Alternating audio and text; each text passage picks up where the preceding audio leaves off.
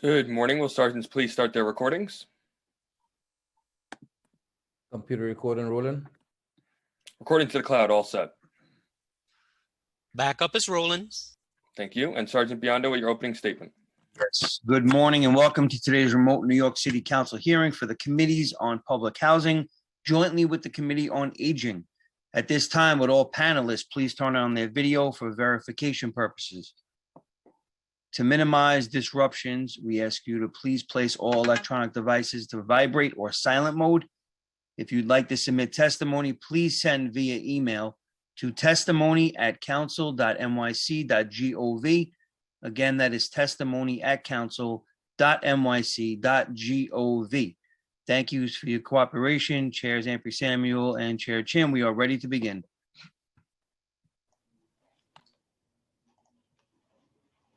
Thank you and good morning. The hearing is coming to order. Good morning and thank you for coming to today's joint hearing by the Committee on Public Housing and the Committee on Aging.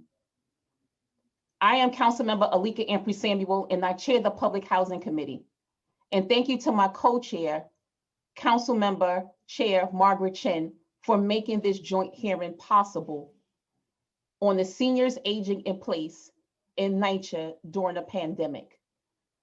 We are also joined today by committee members, Councilmember Reverend Diaz Sr., Councilmember Trega, Councilmember Menchaca, Councilmember Riley, Councilmember Van Bramer, Councilmember Salamanca, and Councilmember Jonai. And we are also joined by Council members Brooks Powers and Councilmember Deutsch. Today, we will have the opportunity to discuss an important group within the NYCHA community, our seniors. The COVID-19 pandemic has taken a disproportionate toll on NYCHA residents and seniors. Together, that creates a special vulnerability among our seniors that live in NYCHA. We are here today because we want to know what the city is doing to provide NYCHA seniors with resources and services they need and deserve to ensure their health, safety, and well-being. The height of the pandemic brought darkness and death that we have never seen in our lifetimes. We as a city got a lot of things wrong. And from those lessons, we have no excuses to not get it all right now. I represent the many seniors who live in my district with pride. Whether they live in public housing, private housing, senior-only housing that's not on NYCHA grounds, my seniors are vocal, they are engaged, and they like to follow the rules. In fact, some of the rules led to severe isolation, which is where we still feel and are feeling the effects today. I've heard from many of the seniors in NYCHA buildings in my district about the challenges that they have faced during the pandemic.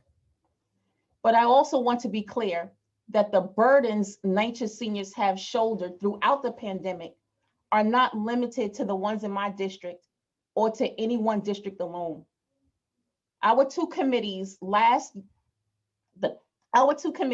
held a joint hearing on this topic in December of 2018. And at that time, it was unclear exactly how NYCHA and DFTA were coordinating their efforts to meet the unique needs of seniors in NYCHA developments. And frankly, we were not able to get much clarity then. So now, 2 years later, we remain committed to getting answers and pushing both NYCHA and DFTA to be more transparent and collaborative, working together about how they are serving NYCHA's older population. We are especially interested in hearing about these efforts given the new challenges that COVID-19 pandemic has presented. Because of the disproportionate effect of the virus on older adults, many have had to shelter at home for the last year, Many have had poor or no internet access, limiting their ability to stay connected with family and loved ones. And many have had limited access to food, supplies, and even essential services like heat and hot water. Additionally, we are looking for updates on some of the issues that came up at the 2018 hearing. We want to know what's going on with our senior centers, including update plans to expand them to senior buildings and developments that still don't have them, or even have standalone centers recognized that are currently operating without contracts and funding. We want to know whether critical repairs have been made while the centers have been closed during the pandemic. We will also be hearing two pieces of legislation that I believe will go a long way in improving services for NYCHA, for seniors in NYCHA. Intro number 415, sponsored by Councilmember Chin, will require NYCHA to annually report on senior centers. I understand this bill was originally drafted before DFTA took over the operation of all senior centers. So with the caveat that the bill would need to be amended so that the right entity is doing the reporting, we expect to hear testimony on the merits of the bill. And my bill, intro number 1827, would establish a liaison to NYCHA within DFTA. And this would be an important common sense step in improving the coordination of services between NYCHA and DFTA. The liaison would be responsible for, among other things, more clearly delineating roles and responsibilities between NYCHA and DFTA, for creating a system for senior residents to submit comments and complaints about programs and facilities, and to simply be able to identify who and where our seniors are. So before I close, I want to thank committee staff, Audrey Sun, Jose Condi, Sarah Gaslam, Ricky Chala, along with my council staff, Everton, Naomi, and Jennifer, for all of your hard work to make this hearing happen. And with that, I will now turn it over to my co-chair, Council Member Chair Margaret Chin, for her opening remarks.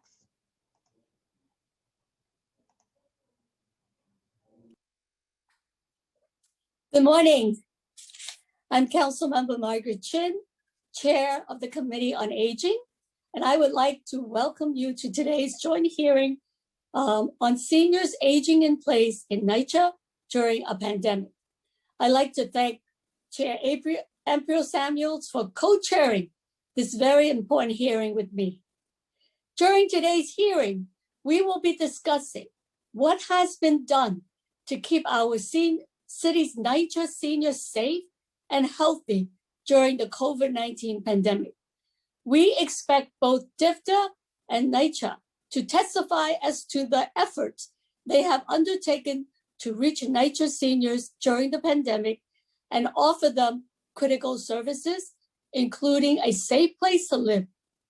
We will also be hearing testimony on two pieces of legislation. My co-chair has already spoken about the first one, Intro 1827, which she is sponsoring.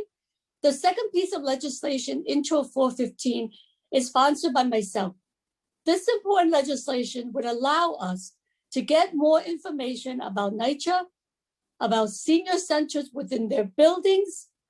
Intro 415 requires the agency to report a NYCHA senior center, including such information as complaint filed with NYCHA and what NYCHA has done to address these issues.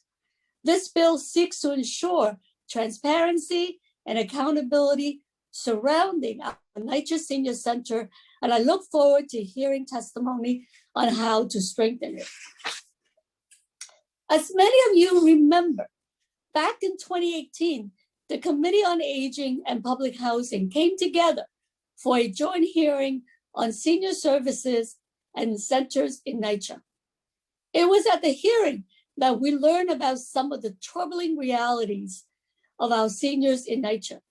We learned, for example, that some NYCHA seniors have been living in high-rise buildings where elevators have been broken for months.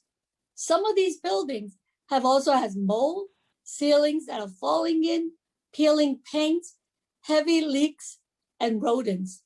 We learned that these terrible conditions were also prevalent in NYCHA senior centers and social clubs. At times, many of these facilities have also lacked proper heat in the winter and proper airflow in the summer. At the hearing, our seniors and advocates came forward and spoke the truth. They demanded change, and I want you to know that the council is standing with you all in this fight, just as we did 3 years ago. It is now April 2021. We are living in a pandemic that has only exacerbated the problem raised in 2018. While life we know has changed for everyone in New York City, NYCHA seniors have been hit particularly hard by the virus. In October 2020, for example, it was reported the senior and NYCHA buildings with poor ventilation were being slammed by COVID-19. At the time, the infection rate in 22 NYCHA senior development were much higher than the rates for the rest of the city. For example, a NYCHA development in the Bronx, occupied mostly by senior, reported a 9% infection rate.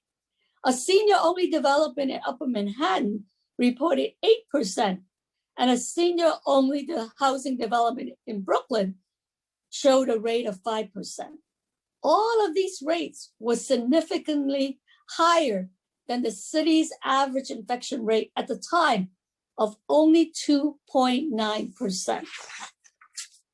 This disproportionate impact on our NYCHA senior is extremely concerning. This is why I was pleased to learn about the city's effort to get seniors living in NYCHA vaccinated. These efforts have included opening vaccination center in NYCHA and conducting outreach to NYCHA residents to answer questions and help them sign up for vaccine appointments. However, although I'm happy to hear about these efforts, I am even more concerned about the results. How many seniors in NYCHA have been reached by these efforts, and how many seniors have been vaccinated? How have NYCHA and DFTA been working to make sure our homebound seniors are being vaccinated? How will both agencies make sure the vaccination rate among NYCHA residents, and especially NYCHA senior, matches the vaccination rate across all neighborhoods in the city? Additionally, what steps are the administration taking to address long-standing NYCHA issues like elevator breakdowns that may be preventing seniors from going out to receive their vaccinations? With so many stay-at-home orders being enacted in the past year, what work has NYCHA been doing to ensure that senior residents have a safe and sanitary home to socially distance in? Before the pandemic, our seniors were forced to live in apartments with rodent, mold, and falling ceilings. That was unacceptable even then.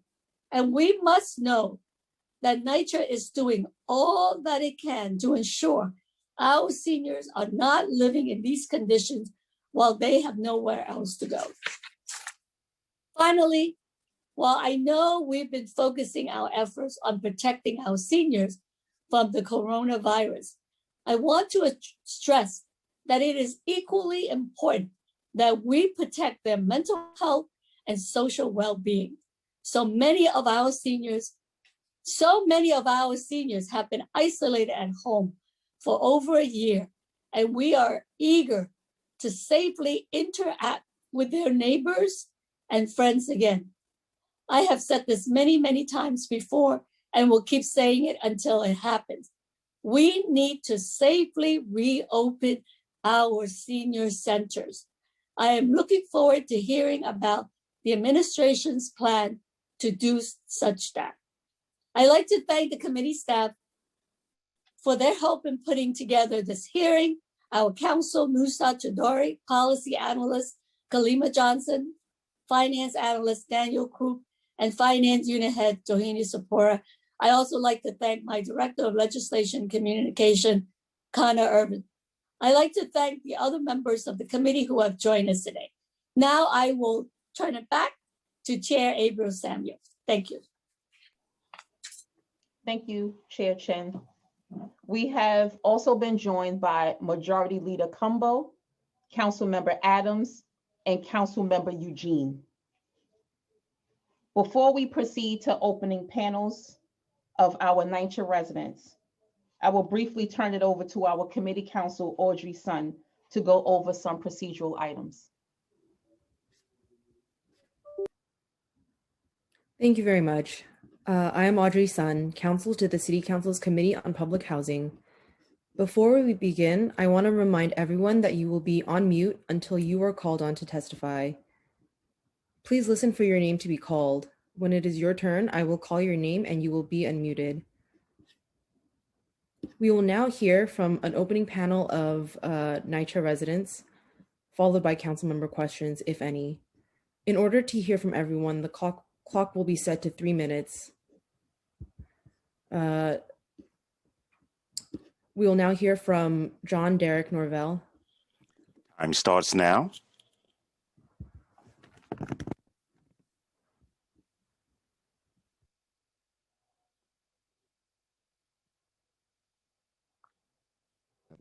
Yes, hello. It's John Derek Novell. Can you hear me? No? Yes, we can. Okay. Yes, I'm a resident of Abraham Lincoln Houses, and I just turned 67 about 2 weeks ago, March 18th, and I am concerned. I've been an advocate for public housing for quite some time. I had lobbied in DC with the New York, the National Low Income Housing Coalition. I was also guardian ad litem in the courts for seniors until, and then I also worked for the Division of Human Rights before my untimely accident, a hit and run victim I was in January 2011. But I still am an activist for these issues. And I am concerned about, as I told Ms. Son yesterday, the problem that we have with our water being cut off or virtually cut off in the bathrooms. I mean, it's down to a trickle when it's the bathroom sink with the hot water. And this happened about 2 years, I think, before the pandemic. It was part of, and I think the term they used was aeration, you know, these new terms. What did that mean? And what happened was they cut down the level of our water in the bathroom sink. And so with these issues of washing your hands and all of this, you know, we just have just a small stream coming from the hot water, and then we have to wait till the hot water warms up. Last week, there was a problem with the water, and we didn't have any water at all in the sinks. And when we did, it was cold for a long while, and then finally it heated up. But without having the hot water that we used to have and the cold water, I mean, you wonder how can you, we do our best. We do our best under this virus, and that to keep, to wash, the hand washing and everything else. I wear 2 face masks, I wear a face shield and everything else. I'm very serious about this virus. But these things are done, the cutting down of our water without consulting us, without asking our opinion or anything. The same thing happened before when we used to have the trash compactors and the burning of our garbage. It was, all that was stopped without consulting us. And then we had a rise in rodents, and we still have a problem with rodents and stuff, and we have to wait and wait and wait till we have an exterminator come by and take care of that issue and that, and we have a pretty good exterminator here, but just the services are very slow, again, because of the pandemic. But what really concerns me is the water and the water issues and that, and we want our water back like it was. I mean, I don't know why our water was cut the way it was in the bathroom sink and such and that. And we want both the hot water and the cold water. And this winter has been the worst. Every time it's been cold, and it's been pretty cold this winter, we have had virtually no heat, very, very little heat at all. Time expired. When it's warm, we get all the heat in the world, which is just as bad. We want heat when it's 7 degrees, not when it's heat when it's 65. And those are some of the issues that we have.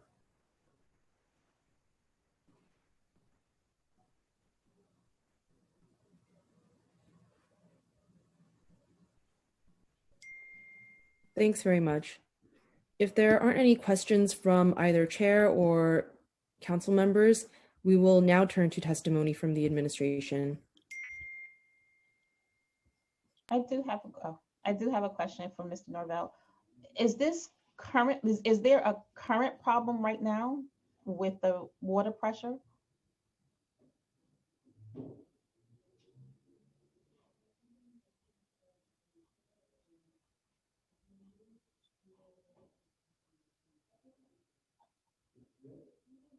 Mr. Norvell? I believe he's currently muted.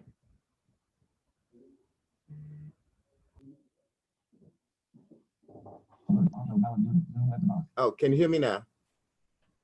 Yes. Oh, well, as I was saying, we still have that problem. I don't know if it's administrative or what, with the hot water in the bathroom sink, where it's just a small stream. It's just, it's water, but it's a small stream. And and then when you turn on the cold water, something like that, nothing happens. I mean, it's just a small stream coming out of the faucet when you turn the hot water on. And I mean, you have to wait for it to warm up, and then you have to wash for a while, more than usual, just to make sure that your hands are clean. And we keep hand sanitizer as well as soap and that. But I just would like to know, why was our water cut down without even consulting us or even asking us? I'm still bothered by that. Okay, thank you. Oh. Yeah, I have a question for Mr. Lovell. Yes. Do you have an active resident association in your development? Yes, we do. They're in an apartment building now, on the first floor. And of course, because of the virus, that we don't have the use of the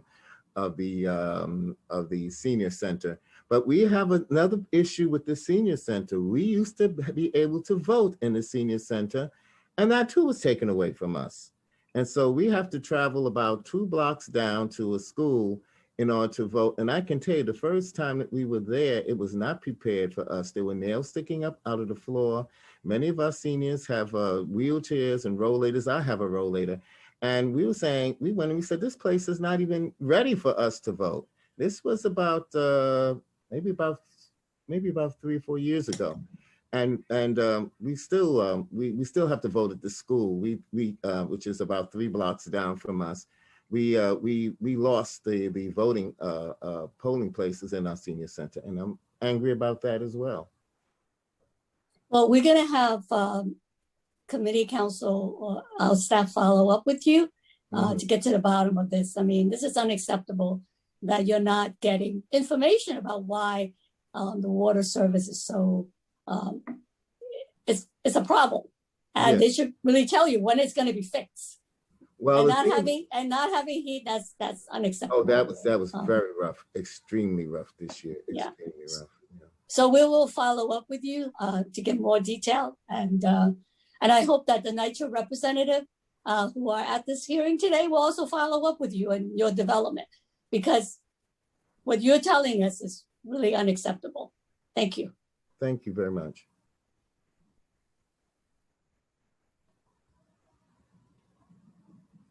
Thank you. If there are no further questions, we will now turn to testimony from the administration. A reminder to council members to please use the Zoom raise hand function if you would like to ask the administration any questions. In the interest of time, you will be set to a clock of 5 minutes. After we hear from the administration, we will hear from the remaining members of the public. I will now administer the oath to the administration, which is represented by Sadia Sherman and Yuka Buskett from NYCHA, and Merlene Shallow, Michael Bosnick, and Sarah Sanchala from DIFTA, who will be available to answer questions. After I say the oath, I will call each of your names. Please wait for me to call your name and respond one by one. Please raise your right hand. Do you affirm to tell the truth, the whole truth, and nothing but the truth before this committee, and to respond honestly to council member questions? Sadia Sherman? I do. Yes. Yuka Buskett? I do. Merlene Shallow? I do. Michael Bosnick? I do. Sarah Sanchala?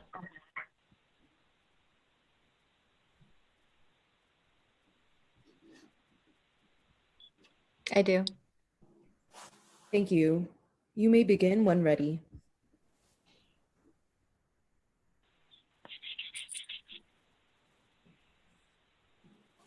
Thank you.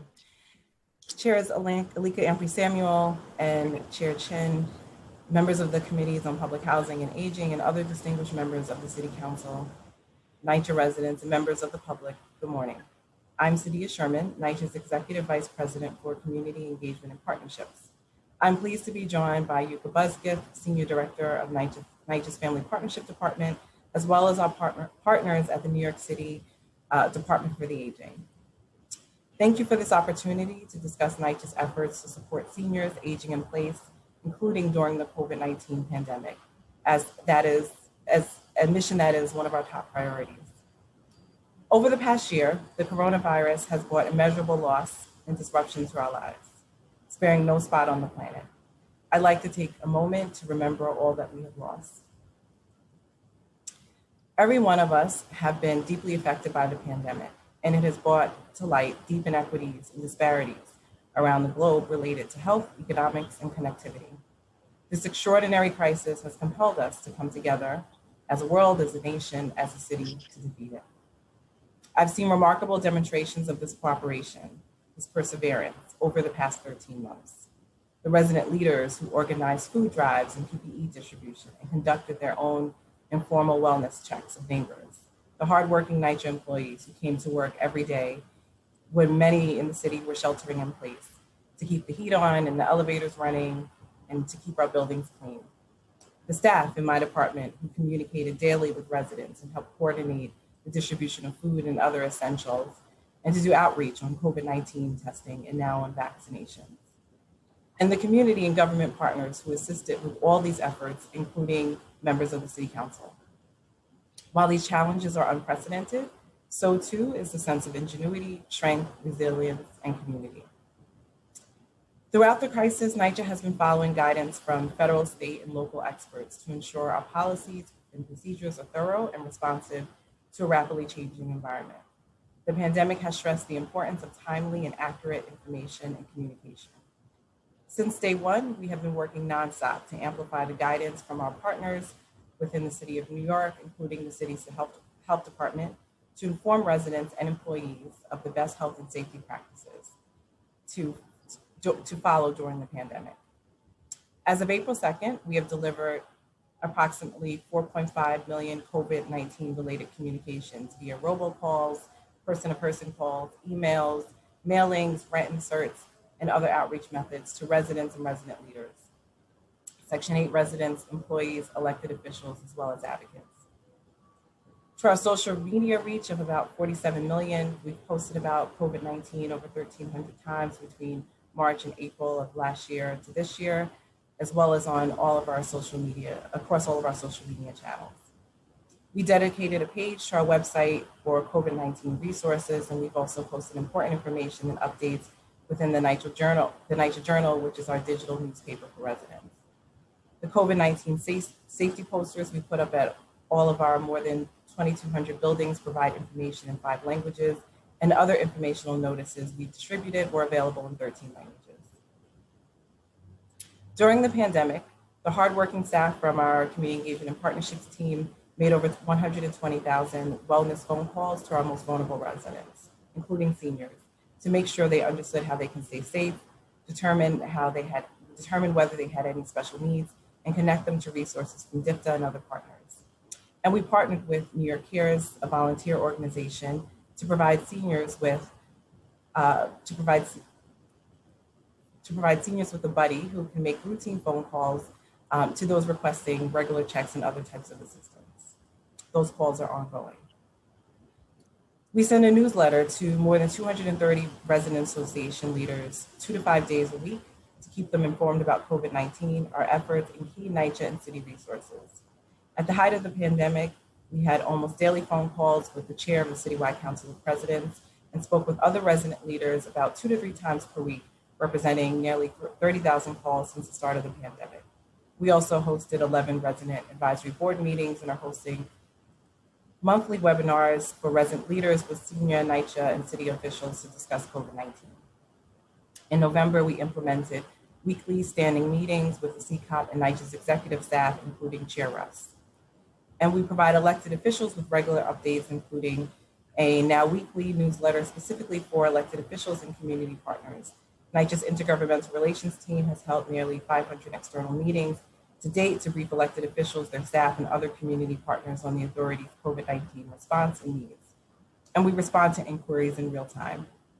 We have also hosted 18 teletown halls to provide updates and guidance to thousands of participants. And we are conducting informational webinars for advocates and as well as industry groups within their forums. These communication efforts will continue to ensure that all of our residents, including seniors, have the latest information and resources to keep themselves safe. At the very beginning of the crisis, NYCHA suspended resident evictions for as long as the city is under a state of emergency to help our families stay healthy and housed. In addition, we closed our hearing offices and adjourned all cases before the housing court. We also simplified our rent hardship policy to make it easier for residents to apply. In only a few weeks, we amended a process that was admittedly burdensome for residents to be able to benefit from it. Now, with just a few clicks on a computer or by answering a few questions with a customer contact representative, residents can request a rent adjustment due to partial or full loss of income. There is no waiting period to apply, and residents can self-certify their loss of income. Our rent hardship policy is a powerful safety valve for families who lost work or income due to COVID-19 and a core feature of this stabilizing institution because our rent is generally capped at 30% of adjusted gross income. As of the end of March, NYCHA decreased rent for nearly 65,000 families in public housing and over 6,000 in Section 8.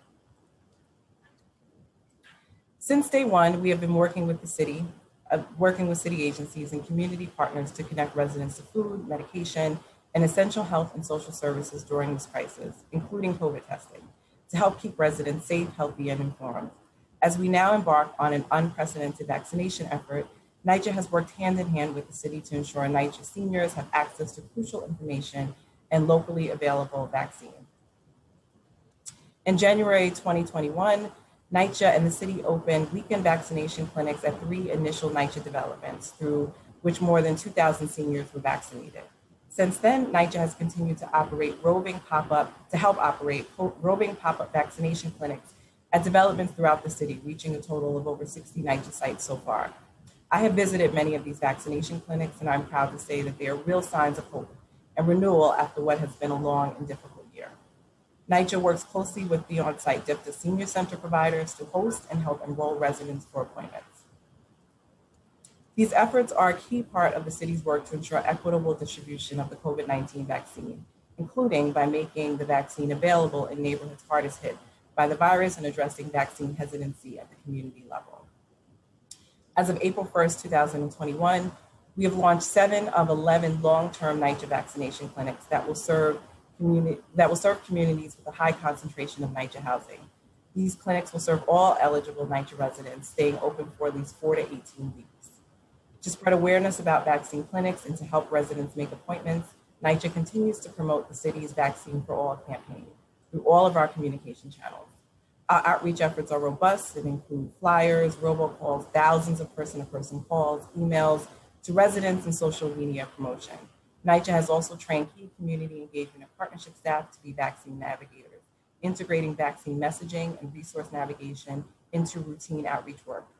In partnership with the New York City Department of Health, we are also hosting community conversations for NYCHA residents to learn more and ask questions about the COVID-19 vaccine and on-site vaccination clinics. Interpretation services are available at all of these virtual sessions. We also work with our city and community partners to get the word out and assist our older and vulnerable, to get up the word out and assist our older and vulnerable residents. New York City Health and Hospitals test and trace staff and our community engagement and partnership staff organize door-knocking campaigns at developments and enroll residents for vaccination appointments through direct phone calls. At the height of the pandemic, NYCHA and the city worked to enroll all eligible residents in the Get Food New York City program. We also instituted bulk food delivery at many of our senior buildings and hired residents to assist with the delivery process. NYCHA also worked with a variety of partners to help organize pop-up food distribution events and other targeted meal delivery programs. We would like to thank all of our partners, including members of the council, for your assistance with these vital efforts. Early in the pandemic, we installed hand sanitizer dispensers at all of our senior buildings. And to help our senior buildings, our seniors stay cool and safe at home, NYCHA provided air conditioners to more than 16,000 households last summer through Mayor Bill de Blasio's Heat Wave plan to protect vulnerable New Yorkers. And the city has provided free tablets and internet services to more than 10,300 NYCHA seniors to help them stay connected to their friends and family, as well as critical online resources. Thanks to DIPTA and Older Adults Technology Services, or OATS, NYCHA seniors can connect to the Senior Planet Hotline, which is staffed by OATS certified multilingual trainers for assistance with technology and accessing beneficial resources such as how to participate in exercise classes or city council hearings, order medication or food, or socialize with friends and family online.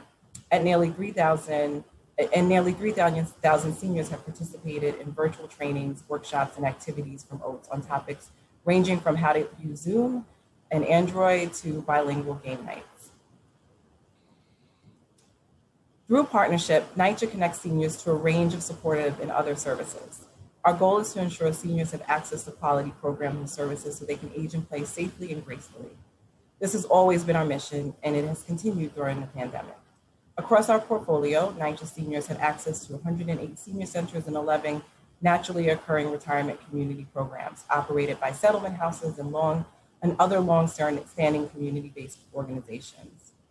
The senior centers provide one-on-one counseling as well as recreational and cultural opportunities from the Department of Aging and many other providers. At 11 NORC sites, homebound and non-homebound seniors are connected to services and get help with accessing public benefits and improving their health. Throughout the pandemic, many providers converted to virtual services and person-to-person calls to keep seniors engaged. To enhance services, we have continued to formalize referral partnerships with local service providers to offer direct case management and other assistance to NYCHA residents citywide. Through our HUD-funded Elderly Safe at Home program, NYCHA Family Partnership staff assists seniors at 17 distinct senior-only properties to support themselves to live safely and independently within their homes. Through the ESAH program, staff provide home visits and connections to services and crime prevention and other workshops, and they organize volunteer floor captains to facilitate neighbor-to-neighbor support. Citywide, our family partnerships team responds to referrals submitted by property management and other NYCHA departments for vulnerable residents with social, financial, behavioral, and/or mental health concerns that place their tenancy at risk. Throughout this universally challenging experience, we remain guided by our top priority, promoting the health, safety, and quality of life of residents, including seniors. We will continue to share the latest guidance and information with our residents and do all we can do to connect them to life-saving resources and services. I again would like to thank the council, the city, the state, and our community partners for their support, which is enabling us to overcome this pandemic and continue to transform the agency. I would also like to thank our residents and our resident leaders who are also out on the front lines of this pandemic, helping to keep their neighbors safe. When this chapter in New York City's history is written, it will show that community and resolve made an incredible difference in how we surmounted this extraordinary challenge. We are all in this together, and we are overcoming it together. I would also like to note that our partners at DIPTA who are with us today are best positioned to comment on the two pieces of legislation that are being considered as part of this hearing. Thank you, and we look forward to continuing to update you on our work, and we are happy to answer any questions you may have. Thank you so much,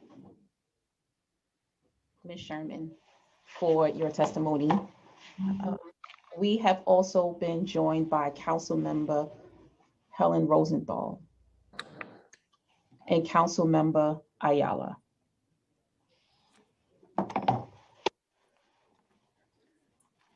And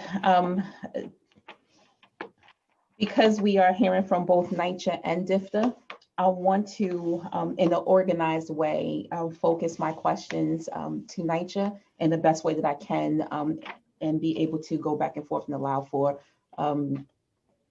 Chair Chen to be able to ask questions to DIPTA. And so I'm going to try to make this make sense. So first with NYCHA, can you explain to me or to us who does what for the seniors at NYCHA exclusively? And I know that at the end of your testimony, you mentioned family partnerships, you mentioned family services and the Elder Safe at Home program, but can you just flesh out just your organizational structure and explain to us at NYCHA who is working and focusing exclusively on the seniors? Sure. Thank you for your question, Council Member. So within our Family Partnerships Department, we have a team that's focused on serving residents who be vulnerable or at risk, and typically this is connected to tenancy. So we have a citywide team that's organized at the borough level that responds to referrals, typically from property management, but they can be external to the agency as well, where we would provide support to residents who may be experiencing behavioral, mental health, or other challenges. A significant portion of our referrals are seniors, but they may be other vulnerable residents. Our role is to assess, provide assistance, create a case plan for those residents, and then connect them to the right city agency or the right partner. In terms of senior activities and cultural and recreation programs, that work is really led by the Department for the Aging and the providers who are on campus. So as I shared, we have over 100 senior centers, over 10 with 11 programs across our campus. And so our role is to really ensure that those providers are connecting to residents as a primary source of service. In addition to that, we have, through grant funding, the ability to staff within buildings an elderly safe at home program. So these buildings, this program has been targeted to 17 properties with an effort to focus on the properties where there are service gaps, where we have staff who are on site and provide direct case assistance through this grant funded program. So, our structure is to really facilitate coordination and access to services. We have a network of partners, many of whom are the senior centers who are on the ground. We share information, we promote those services and connect residents. We intervene in issues that are typically tied to tenancy or other, typical landlord issues and provide that social service support. And then through grant funded programs, we have staff who are on site at targeted properties. So just for clarification, you don't have like a certain amount of social workers, like 10 social workers who exclusive job and duty is to only work on your senior population. That doesn't exist? No. So, we have a small team of social workers and clinical social workers that respond to referrals for all vulnerable residents. Some certainly specialize. A significant number of our referrals are hoarding referrals, for instance, right, which are typically seniors, but they are not exclusive to seniors. Based on our staffing and the capacity that we have, that skill set within our team, those staff members are leveraged across our portfolio for residents who are at risk of all ages.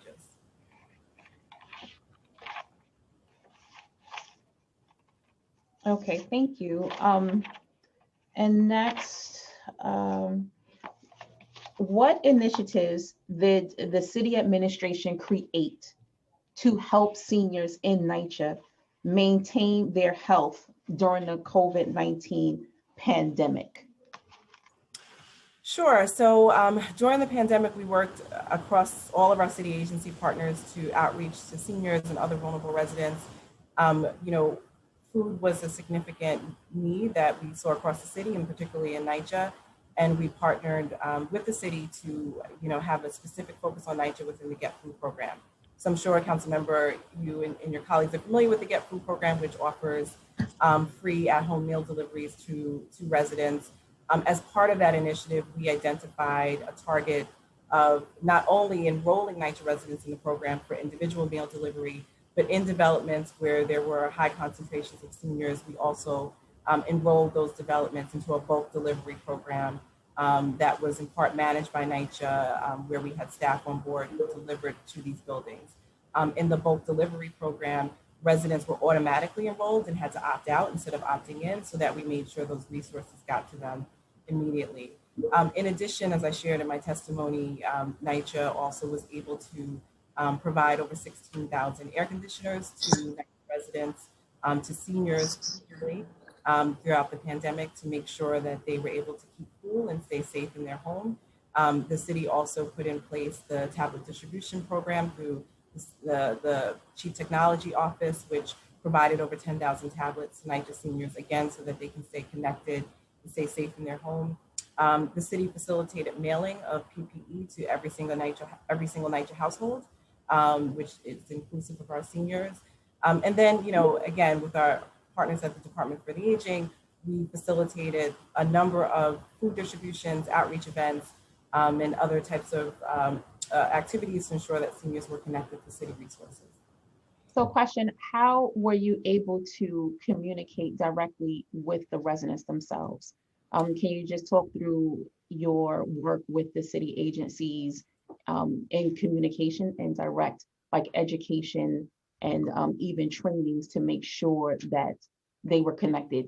Because I read you read in the testimony that there were a certain amount of phone calls that were made, but a phone call is different from actually landing. Like you can count for a phone call that was made, but what happened on the other end? Did the person pick up? And when they picked up, what was the follow-up? So can you just explain that process?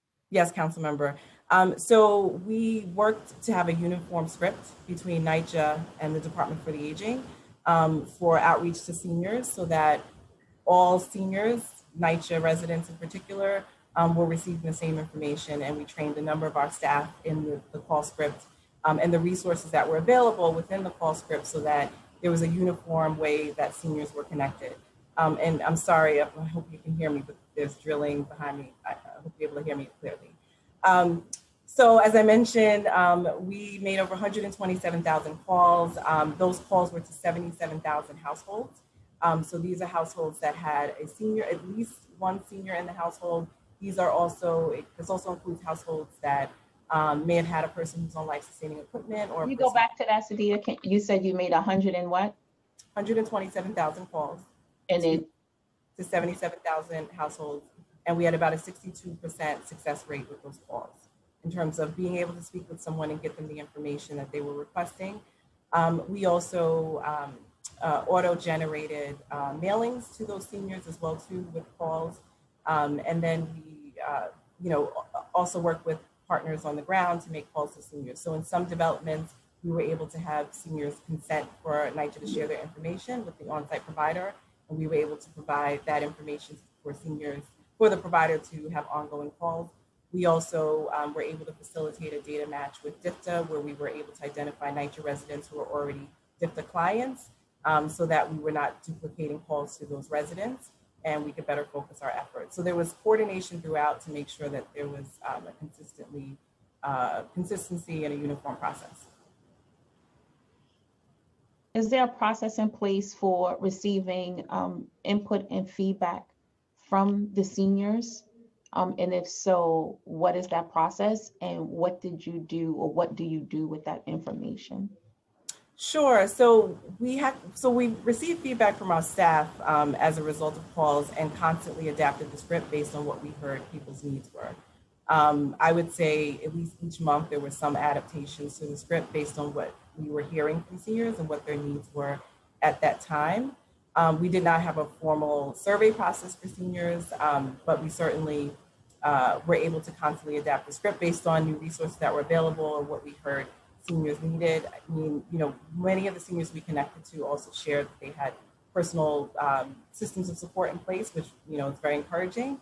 And so as we also continued our calls and outreach efforts, we also gave seniors an opportunity to opt out of receiving consistent calls from NYCHA, where they were expressing that they, wanted to do that, and were receiving calls from a number of agencies, including NYCHA.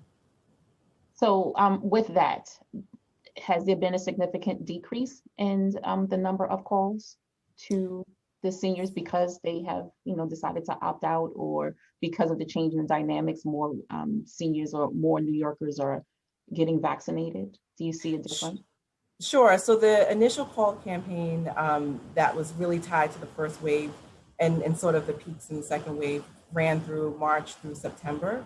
And seniors who identified a need for ongoing consistent calls were referred to DFTA or to New York Cares, to a community-based provider that would offer that. So those seniors, for instance, would still be receiving calls. Some are enrolled in case management or are still requesting that call. But there were other seniors who got the information that they needed, expressed that they wouldn't need further calls or did not need other supportive services. During the fall, I will say, however, we also completed a mailing to all NYCHA households, including seniors, again, sharing COVID information and emphasizing the city's messaging around gatherings during the holidays. We've continued to message to those households. But those requiring ongoing buddy systems or calls or case management services were handed off to and connected to providers. Okay. We've also been joined by Councilmember Koo. So I want to recognize Councilmember Koo's attendance. So we've heard from Mr. Norvell, Mr. John Derek Norvell earlier.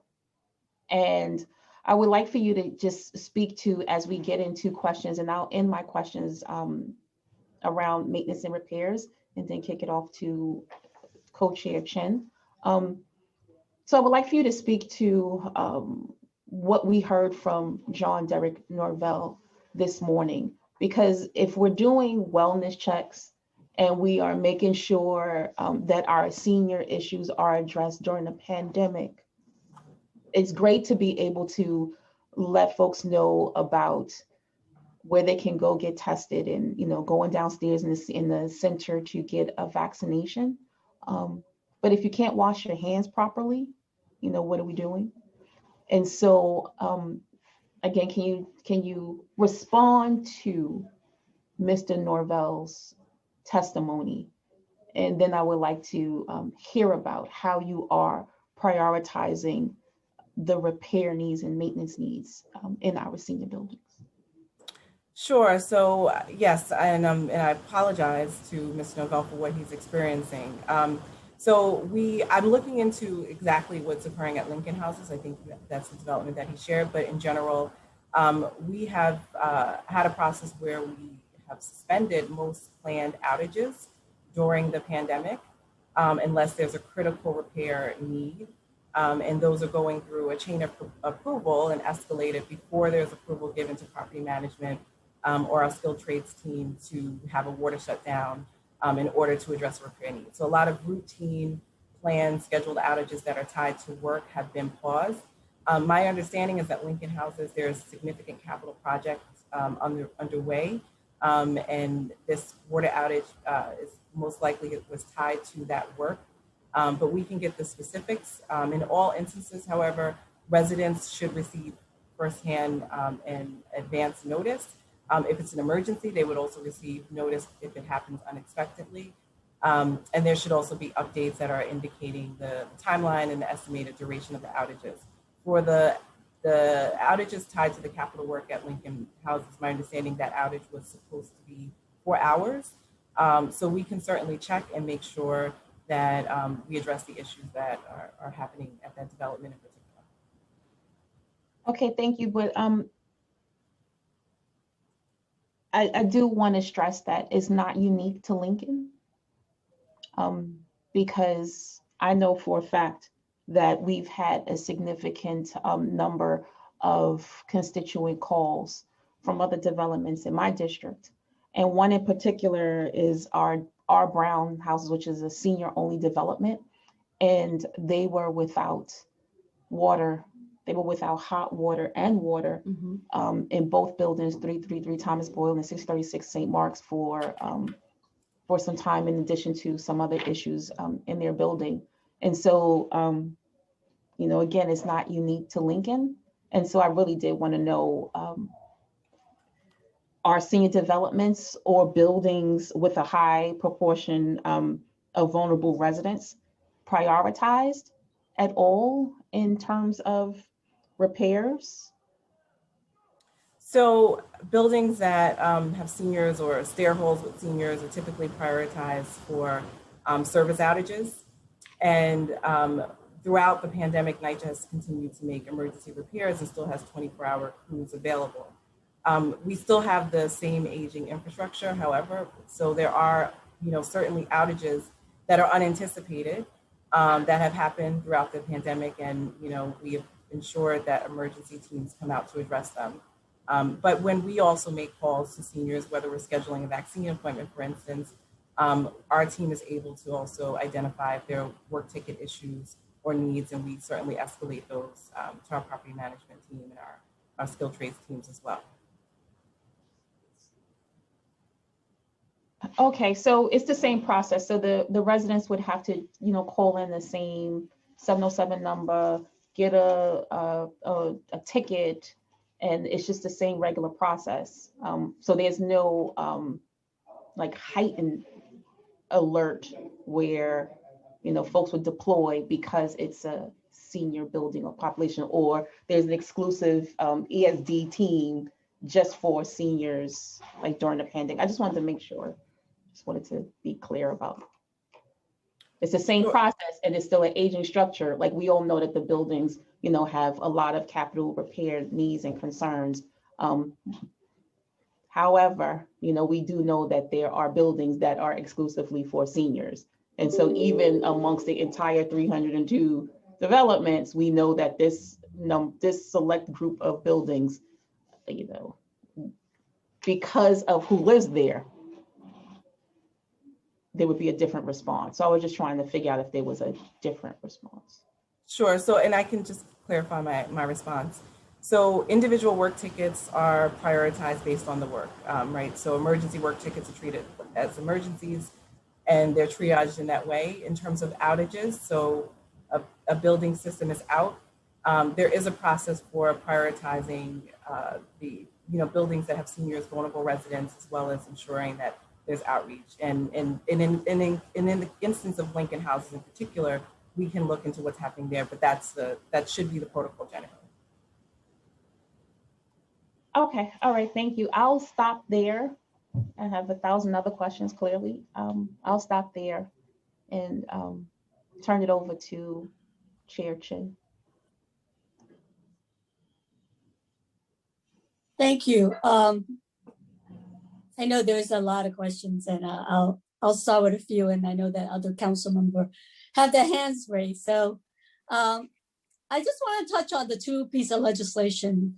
And I do want NYCHA and DFTA to address it, because I don't think it's just DFTA being able to be so responsible. I think NYCHA got to work together on this, and the legislation that Chair Empress Samuel sponsor, which calls for a liaison within the Department for the Aging with NYCHA. Is there I know we've heard that there's this memorandum of understanding between NYCHA and DFTA.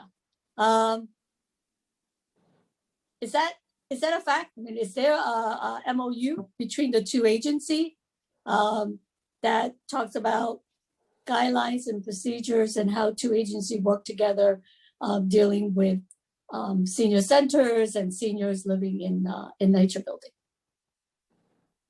Thank you for your question, Council Member. So at present time, there is not an active MOU between DFTA and NYCHA, but much of what we would want in an MOU is currently in place. So NYCHA has a dedicated point within its operations division for being the liaison to DFTA when there are repair issues. And that position reports to a VP, so it's also elevated so that there's visibility on concerns as they are raised. With respect to DFTA, and I can turn to my colleagues to speak more to that, DFTA also now has baseline funding to address repair issues as well, which was much of the discussions, right, in our early discussions around the MOU getting to that place. And so while we had not actively advanced those discussions during the pandemic, a lot of what we were looking to include in the MOU was put in place. And so we look to formalize that. And I can turn to my DFTA colleagues to elaborate. Well, I think once you formalize that, we would love to have a copy of it. And also, I think in your testimony, you were talking about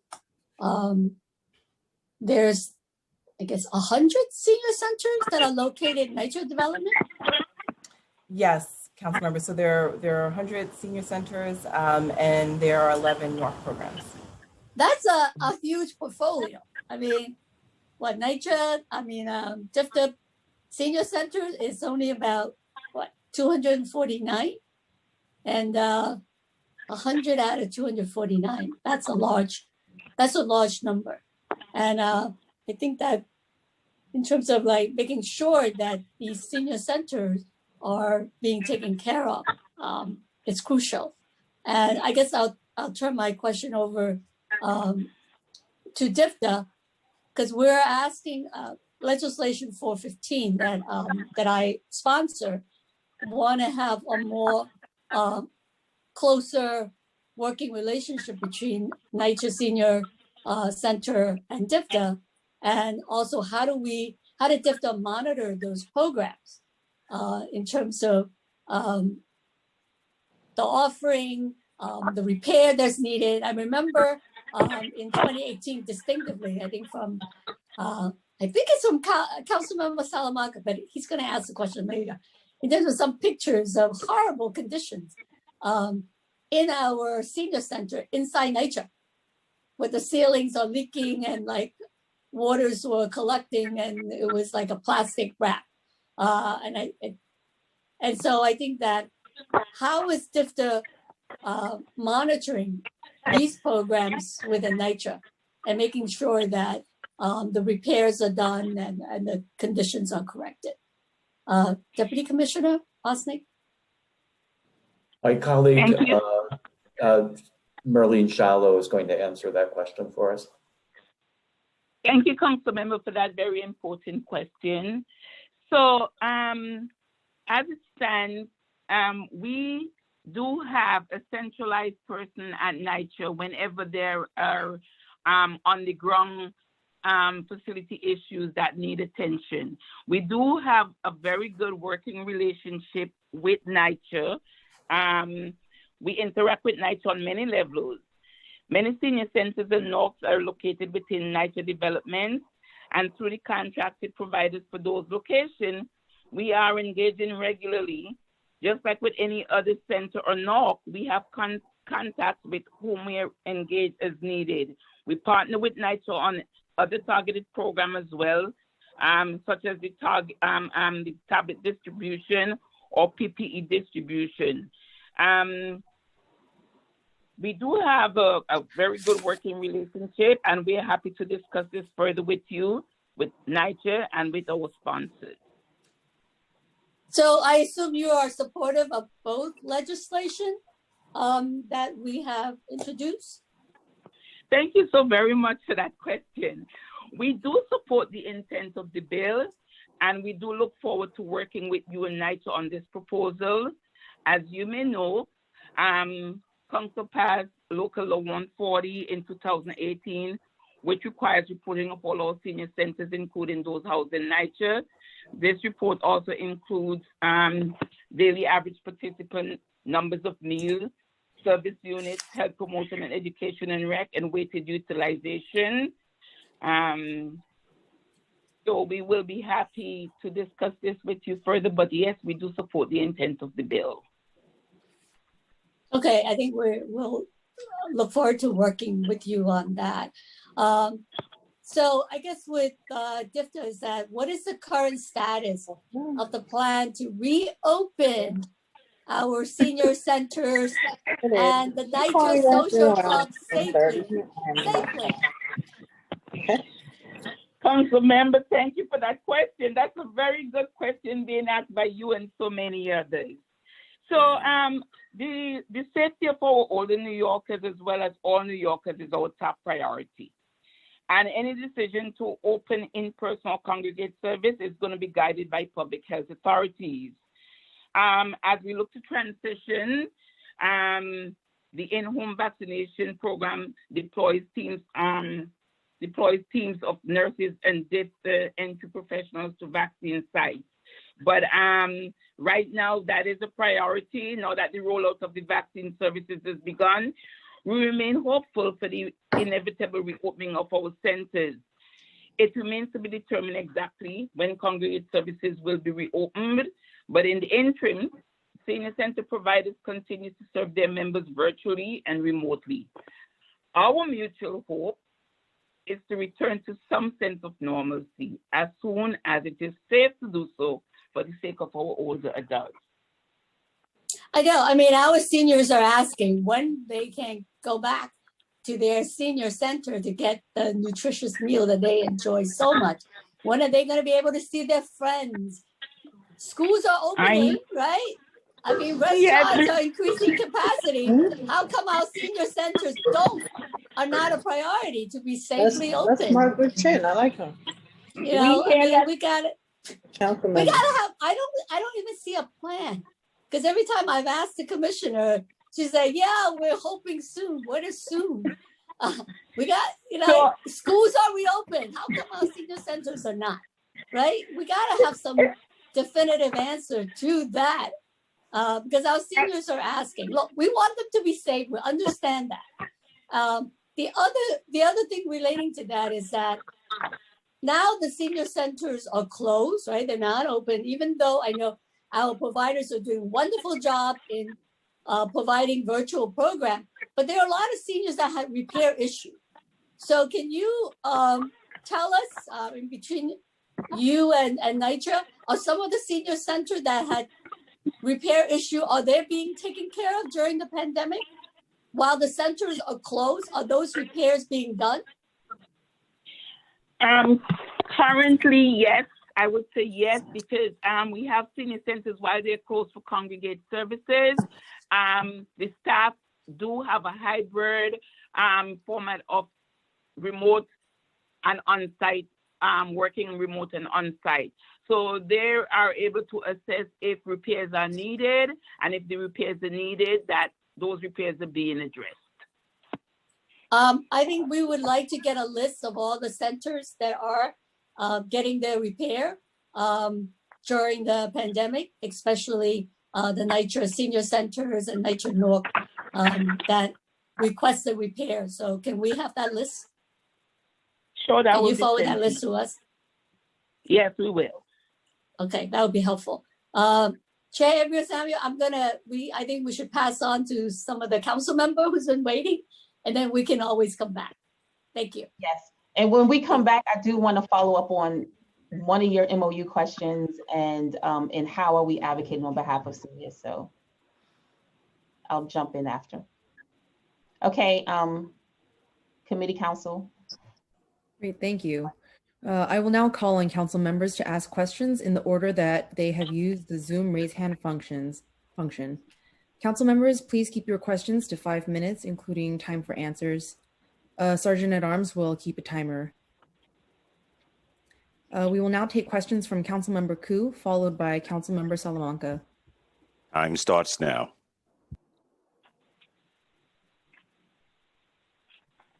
Hello. Hi. Thank you, both chairs of the committees, and thank you, Vice President Sherman. Oh. Hello? Yeah. Who? We can hear you, council member. Oh, I can go ahead. I thought I lost you because I dropped my my iPad. Yeah. We still hear me, right? Okay. So my question is, you mentioned in your testimony about the iPads for senior residents. Well, I have a little echoes. Okay, I think I get back now. Yeah, thank you. So our understanding is that NYCHA provided iPads to senior residents to provide internet access. However, we've heard from seniors at 3 developments in my district, Plan House, Latimer, and 34th Street, Levy, that they weren't able to access the iPad program because they have run out. How was distribution of the iPads determined? All right, thank you for your question, council member. So in collaboration with DIPTA and the CTO's office, we facilitated the distribution of over 10,000 iPads. The distribution was prioritized for seniors who lived alone and lived in neighborhoods that had low broadband adoption. Those were the first rounds of outreach that was completed. So we issued calls to seniors who live in those communities and meet that criteria, living alone, as our first wave of outreach. And then future wave of outreach as supply was available was made to seniors citywide who lived alone. We did this via robocall. We also worked with our partners in the senior centers, as well as many elected officials, helped get the word out so that seniors could take advantage of the program. So there were none available for NYCHA residents in my district? I've had tablets available for NYCHA residents across our portfolio. So we can certainly follow up with you, council member, and share iPads that were issued within your specific district. But the priorities were communities based on the city's chief technology office that are known for low broadband adoption, and then expanded to NYCHA seniors who live citywide. But we can certainly identify seniors and tablets that were distributed within your district in particular. Okay, so you communicate with us, right? So Yes, how we'll did follow up with you NYCHA, yeah. So how did NYCHA get important information about the pandemic to seniors or to the other residents who don't speak English? Specifically in my area, we have a lot of Chinese and Korean speaking seniors, How you communicate with them? Because you mentioned in your testimony, you have tried different ways to communicate with the NYCHA residents. Yes, Councilmember. So typically, NYCHA communicates in 5 languages as our primary languages. During the pandemic, we increased that to 13. So all of our NYCHA materials were translated into 13 languages, in addition to the city's materials from the Department of Health, which are also translated into a number of languages. That was used across all of our platforms. We also, as we made individual robocalls, all of our staff have been trained in using Language Line and know how to add Language Line as a third party. If we are speaking with someone and we are not able to speak in their given language. And as we've rolled out in partnership with the city vaccination sites across NYCHA developments, we've also worked to make sure that on-site translation service is available. We also have partnered with our community-based organizations, as I shared, where we work to provide outreach in our NYCHA developments and connect people to services that were on the ground. And many of these are organizations that are multilingual and culturally competent and do that work within the communities. And so we also work with them on our volunteer efforts and other distribution efforts. But we've made sure that our materials have been translated and that interpretation services are available at any of the convenings that we've had. You mentioned 13 languages. Does that include Korean and Chinese? I can get the list. Chinese for sure. Chinese is one of our standard 5. I can follow up and just confirm what 13 languages are. And we can probably get that to you by the end of this hearing. Okay.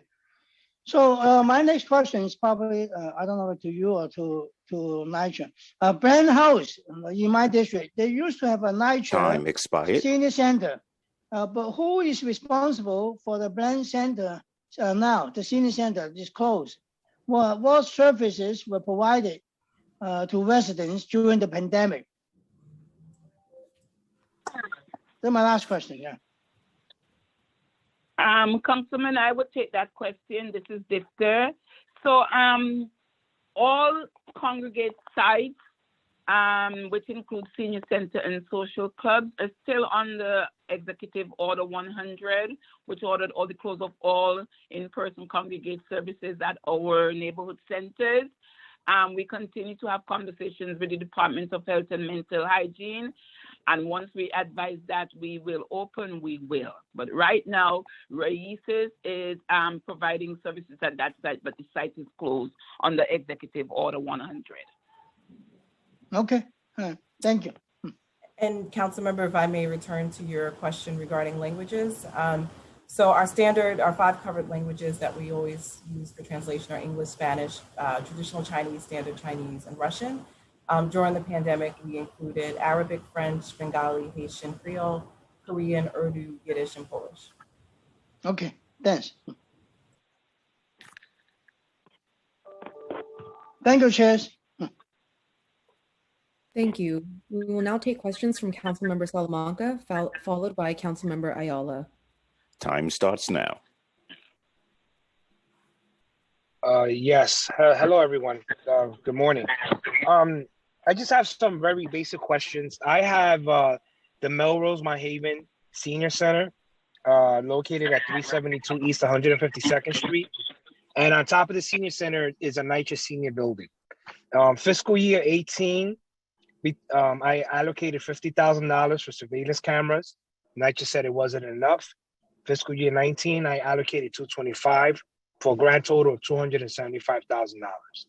Can you tell me what's the status of the surveillance cameras in that senior building where there has been multiple robberies and holdups against my seniors? So, Councilmember Salamanca, I can get that information to you. We can get that to you within the course of this hearing. I don't have it on hand, but we can give you a status. Okay, I would really appreciate that. My other question is, I have a senior center that's in a NYCHA facility in Adam Houses. And there was an issue there with the kitchen, the gas, and their stove. There needed to be an outside plumber that needed to come in. And this was pre-pandemic. Can you give me an explanation or an update as to what's happening in that senior center? So, Councilmember, we can also get you an answer on Adams Houses and the issue with the stove. I know across our portfolio, we sometimes have challenges restoring gas to our community facilities if the original hookup is not in line with DOB guidelines. So we can certainly share the situation at Adams. I don't know that personally, but I will make sure to follow up and get that answer to you. And with respect to the cameras that you referenced, that project is currently in the planning phase. So we should be able to give you a timeline for when work starts. Where in the planning phase is it? So I typically it goes through design as part of the planning phase. We can give you a breakdown of the schedule. We'll get that to you, Councilmember. All right. And then lastly, the Mount Haven Senior Center, which is also, in a NYCHA facility that is run by, I think it's Eastside Houses. They've, throughout my time as a council member in the last 5 years, I've been advocating and communicating with NYCHA about the leaks. When it rains outside, it rains in the main kitchen. In the main dining area. The facility's been closed obviously for a year now because of the pandemic. Did NYCHA take advantage that there's no seniors in this facility to take the opportunity to actually address the problem inside that senior center in terms of the leakage when it rains? So I know that there has been ongoing work at that facility. I can confirm what was accomplished during the pandemic. I know our property management teams have responded to that facility consistently. And I can get that update for you and make sure that you have a breakout of all of the capital projects and repairs within your district. All right, thank you very much. Thank you, Madam Chairs. Thank you. We'll now take questions from Councilmember Ayala. And again, a reminder to other council members, if you would like to ask any questions, please use the Zoom raise hand function. Time Councilmember starts Ayala. now. Hi, good morning, everyone. I have 3 questions. One of them is also security related because we also funded a series of layered access systems throughout some of our senior developments. And I understand that the company that was responsible for that layout went bankrupt and is no longer operational. I had an instance, I have a building that you can't get in anymore, the key fobs don't work. And then the side door, which when we initially funded a very expensive system, the idea was that if the side door was left open with a rock or whatever, that would then signal some sort of alarm to the company that will come and make sure that it was closed, just to ensure, an additional layer of safety for the seniors. And that has never happened. My staff was there yesterday because we're doing construction of a sitting area, and there's a lot of scaffolding and it's been a little bit dark. So we wanted to kind of, assess what that looked like at night. And the side door was completely open, posing, a threat to the seniors. So I wonder, what is NYCHA's plan to one, maybe find a new contractor to take over, considering that those systems were really expensive. And then wondering if we know how many, if you could tell us how many senior buildings benefit from on-site social services. I missed a little bit of it. I was at a vaccine event, so I'm sorry if I'm asking a question that was already answered, but the reality is that most of our seniors, go to senior centers and some of them don't, right? We have to be prepared for both. And senior buildings really, they house, the most vulnerable. They should be equipped with a social worker, and the assumption that they will go to a senior center is not always accurate. That's been my personal experience. So I think that to DFTA, so those are two questions for NYCHA, but then to DFTA, just so that I would like to know if there's any additional support given to the senior centers to better outreach and market senior center services to NYCHA seniors so that they feel more welcome and more comfortable coming into the senior center setting. So I guess NYCHA first. Thank you, Council Member. So to your first question, I will have to follow up with you on that, and thank you for sharing that. That's very concerning. So I think for the development you shared, we can immediately make sure that the access issue is addressed. Unfortunately, our safety and security and capital projects teams are not with me today. I can make sure that we get a detailed update on what's happening in terms of layered access and other projects at that development. I know that you will receive a response from DFTA on social services within our buildings. But there are 49 developments that are senior only. So these are either fully senior only or partial, meaning there's a building within a set of a campus that's senior only.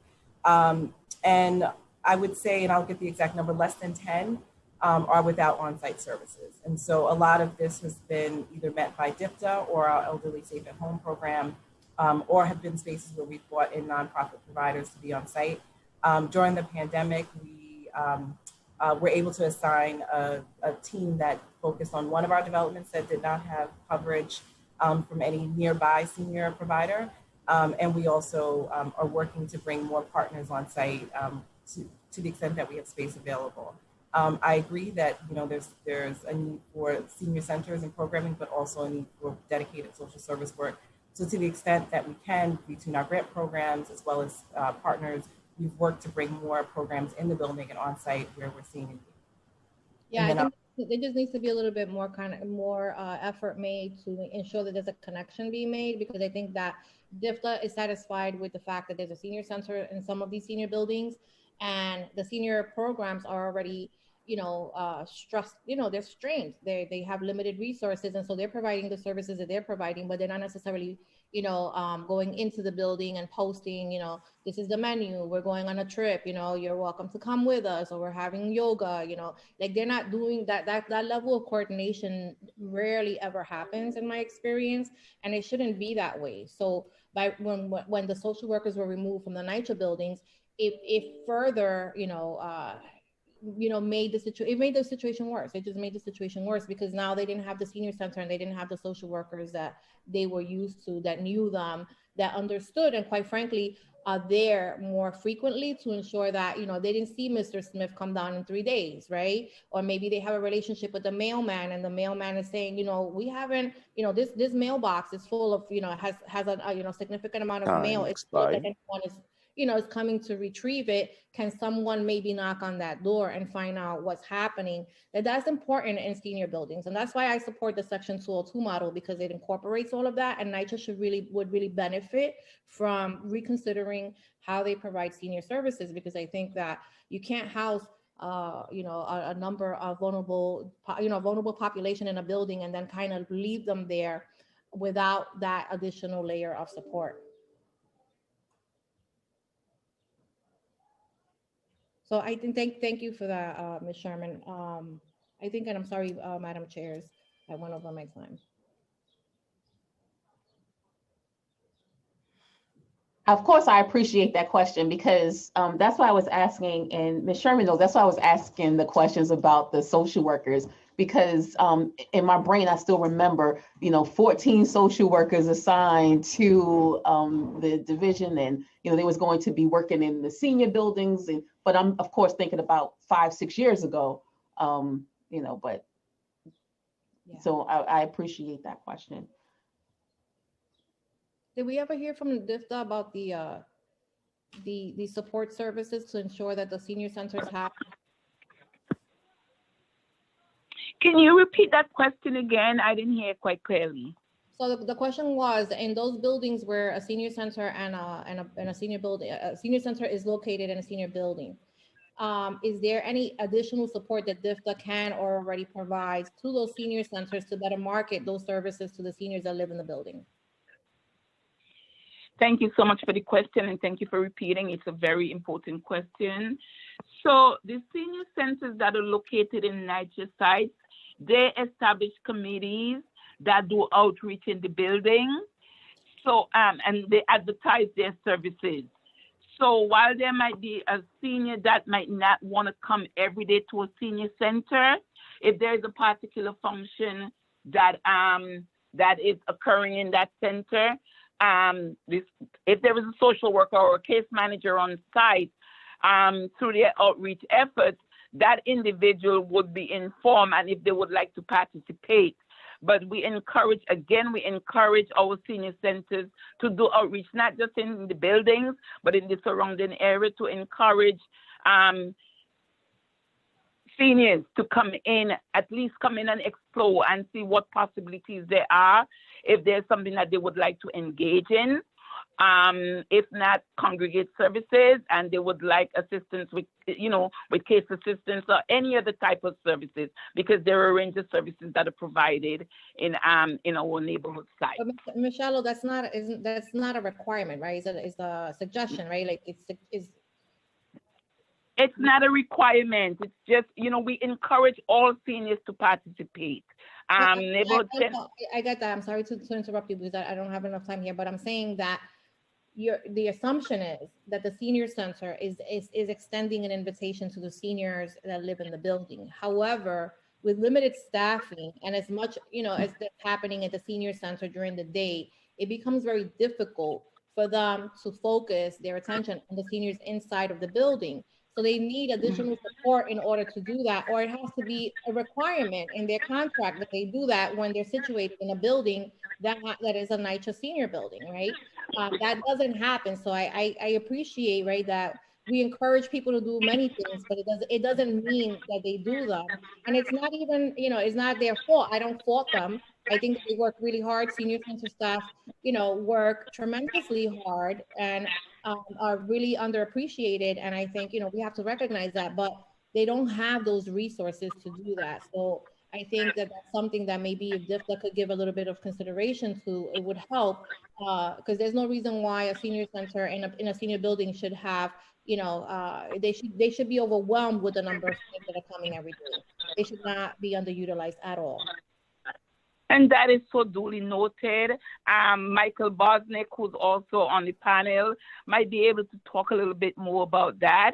Michael, do you have any suggestions? This will be taken back on the advisement for further discussions, and we would like to engage you further, for suggestions and to see how we can address this issue.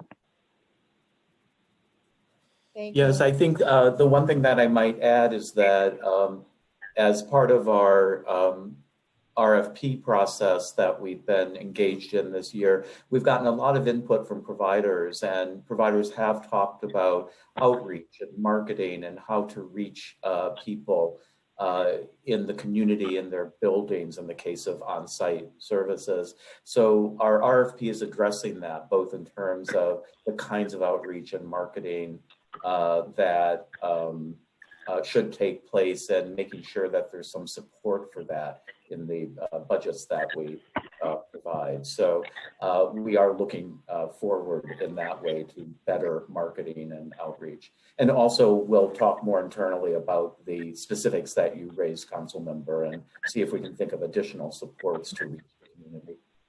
I appreciate it. Thank you.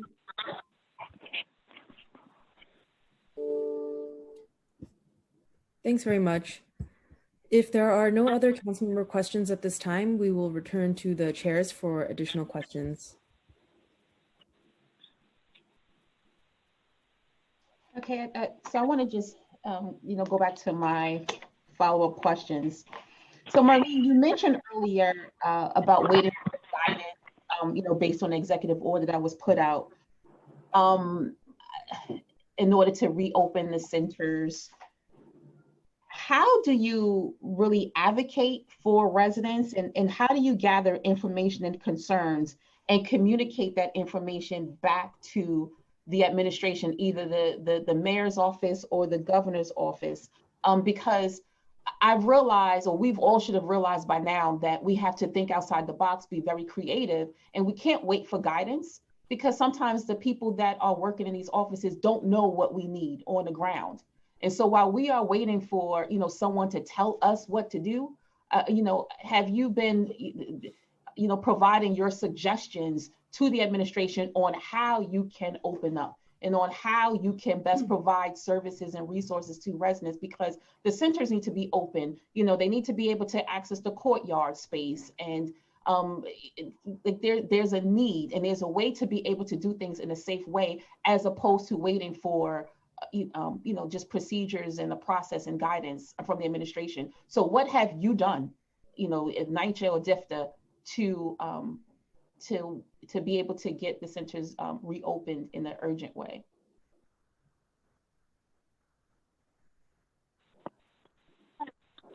Thank you, Councilmember, for that question. So DFTA, throughout the pandemic, has been hosting monthly meetings with our board providers. The sentiments that you've just echoed, we are hearing from them as well. Our commissioner in her meetings have articulated the same sentiments. But again, as I stated before, we are a mayoral agency, and we work, we are under an executive order. And until we are advised otherwise, we have to work under those guidance, under the public health guidance. And as soon as they indicate to us, we have lots of ideas and lots of programming to implement. But we want to make sure that when we open, it's safe. We have to follow the science. And so we want to ensure that the safety of our seniors is our number one priority. So yes, while we're hearing, and yes, it's under consideration, and we're getting all these wonderful ideas from providers, from stakeholders, from elected officials, from our older adults, we're still on the executive orders. So until such time, yes.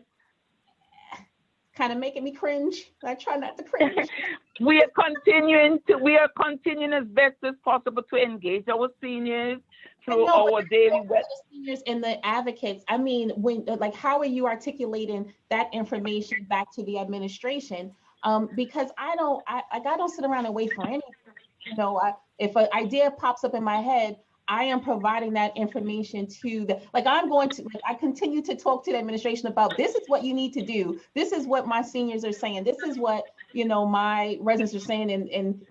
And I know Brian and NYCHA is on the call, and I have given suggestions on, what we can do around vaccination in Mount Ararat houses, right? Is there a contract in place with that particular development and that organization? No, there is not. Okay, well, what are we doing to make sure there's access to that development? And these are a bunch of one-offs. So I was hoping to hear that there was some kind of formal strategy or creative way that you came up with, like a plan, and that was submitted to the administration. So, Council Member, as I said, I share your sentiments, and I am sure that there are discussions.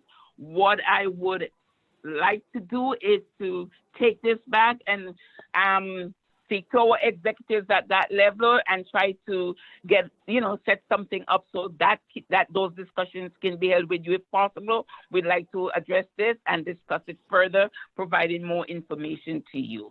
But I will definitely take it back to our executive level, because I'm sure that they're having these discussions.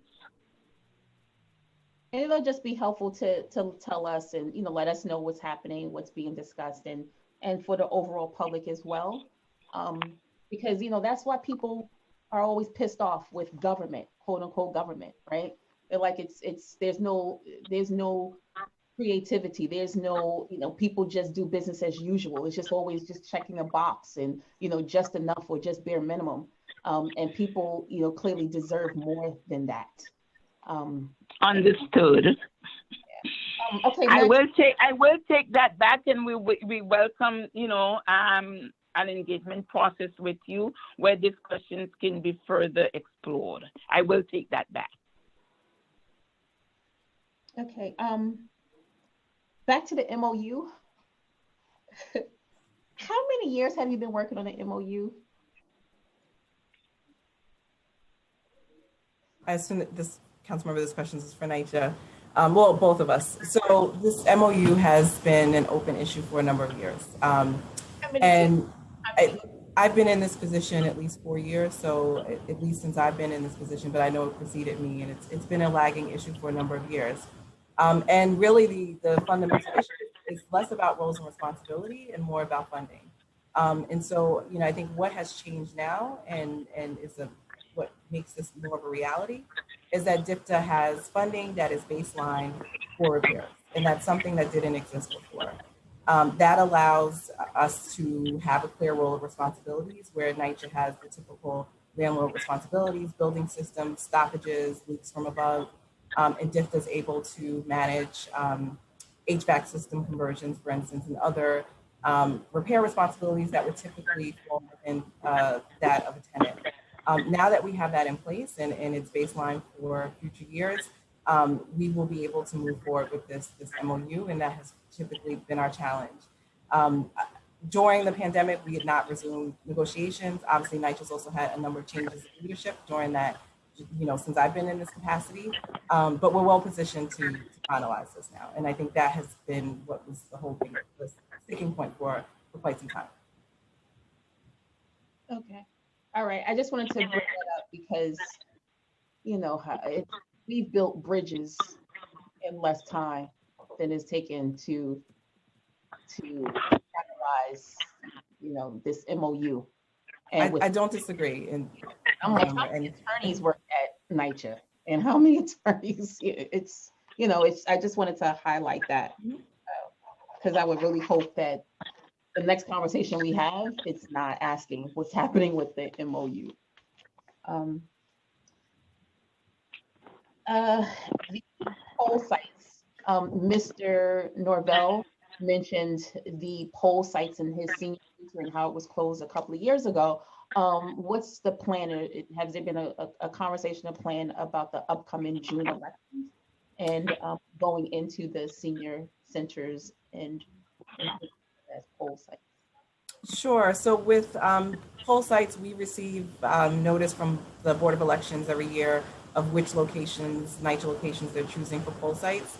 And we work with the providers at DIPTA and DYCD to ensure that there's access. And we did that during the pandemic as well. My understanding, I think the poll site at Lincoln was changed because there's active construction in that center, which would prevent it from being safe for voting. I can look into that specific poll site and see why it was or wasn't selected. But typically the poll sites are confirmed from the Board of Elections, and then we would work to provide access to the space. The center provider or NYCHA, if there is not a center provider, would open and close and make sure that the space is available. And that will continue with every election. So I want to, of course, emphasize just the irony here, right? So we can open up a senior center, a senior space for hours and hours and hours and have people on top of each other at the polling site and have hundreds of people go in and out of this space for election day with the Board of Elections. But the space is closed to the seniors that live in that building and the amount of seniors that would utilize that space is at a small fraction compared to election day. And so I just think that it's very interesting how, certain agencies can work with NYCHA in utilizing a space for election day, but not be able to utilize that space to get a meal, to, get on the computer or just check in to say that I'm alive. And so we have to do better. So that's going back to the conversation we just had about waiting for guidance on how to utilize and open up the space. But they will be open in June. They were open last June for the primary in 2020. Just wanted to highlight that point. I'll stop there for my co-chair.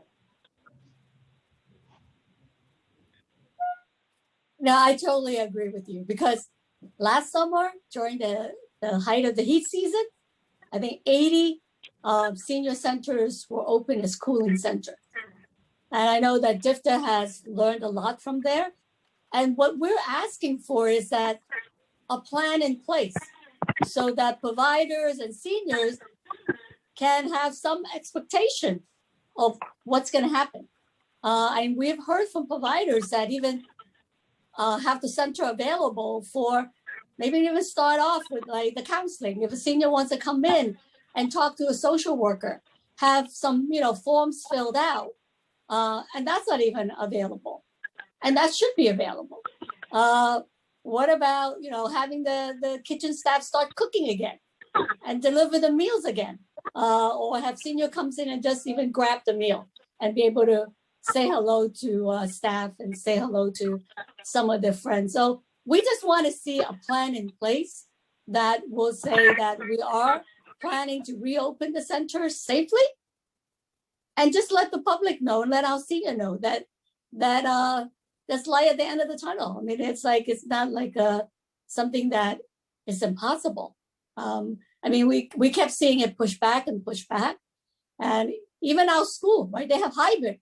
So why couldn't our senior center have a hybrid version? We just need to get some information on how we can start safely opening up these centers.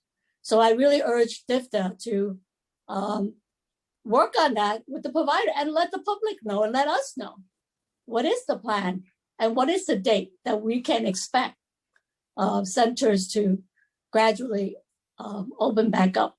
I wanted to ask Ms. Sherman, you were talking about with the MOU that one of the reasons is that DFTA has baseline funding.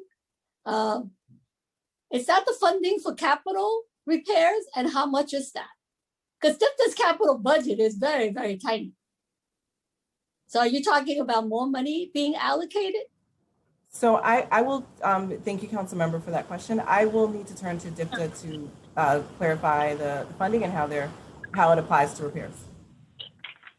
Yeah, Deputy Commissioner. Thank you. I'm Director of Senior Centers. I'm Council Member.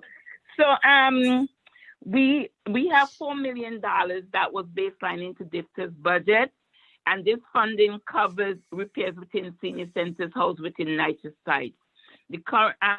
The amount of money and the majority of this is used for HVAC repairs, but it can also be applied towards other smaller repairs in service contracts, such as replacing window replacement, grease traps, electrical and plumbing, and lift replacements. So to date, this has been enough to cover the cost of these additional repairs. That's still a very small budget, because most of the money are actually coming from council members. Because I know my senior centers have asked me for repairs at their site. And it's very, very expensive. So I think that it's great that this money is baseline, but we definitely need to increase on it. And I also wanted to follow up on the question about the technology. Like from all is NYCHA working on getting internet access to all this, at least all the senior development? because I got two numbers here, so I don't know which one is correct. I thought there was only 17 NYCHA senior only building. And then I also heard 49. So how many standalone NYCHA senior building there are in the NYCHA portfolio? Thank you, Councilmember. They plan to get internet access to those buildings. Thank you, Councilmember. So with respect to the number of buildings, so there are 49 partial or full senior buildings, either standalone senior buildings or standalone senior buildings connected to a multi-generational development. This number 17 that I referenced is where we have the Elderly Safe at Home program. That is the HUD-funded program that NYCHA administers, where we have on-site social services within 17 buildings. And those have been strategically allocated to fill the gaps between where DIPTA services are not. And so that those were the sites that I was referencing. With respect to the broadband access and internet access, so as an immediate way to address connectivity, as I shared earlier, there was this tablet distribution in partnership with the city to over 10,000 seniors, targeting seniors who lived alone and did not have connectivity, which some, may have connectivity, devices within their household.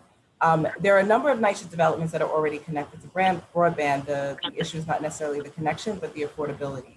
And so the city has worked to also have new investment in broadband at NYCHA to provide affordable, low cost, no cost access.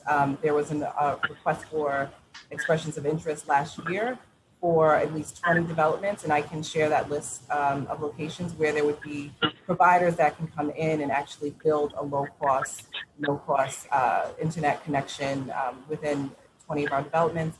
And then there's a new RFP that went out just a few weeks ago that will use additional, NYCHA spaces, city assets to provide broadband connectivity across more of our portfolio.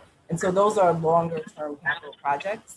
But with respect to the immediate need for connectivity, the tablet distribution program was used to target those folks, the seniors in particular who live alone.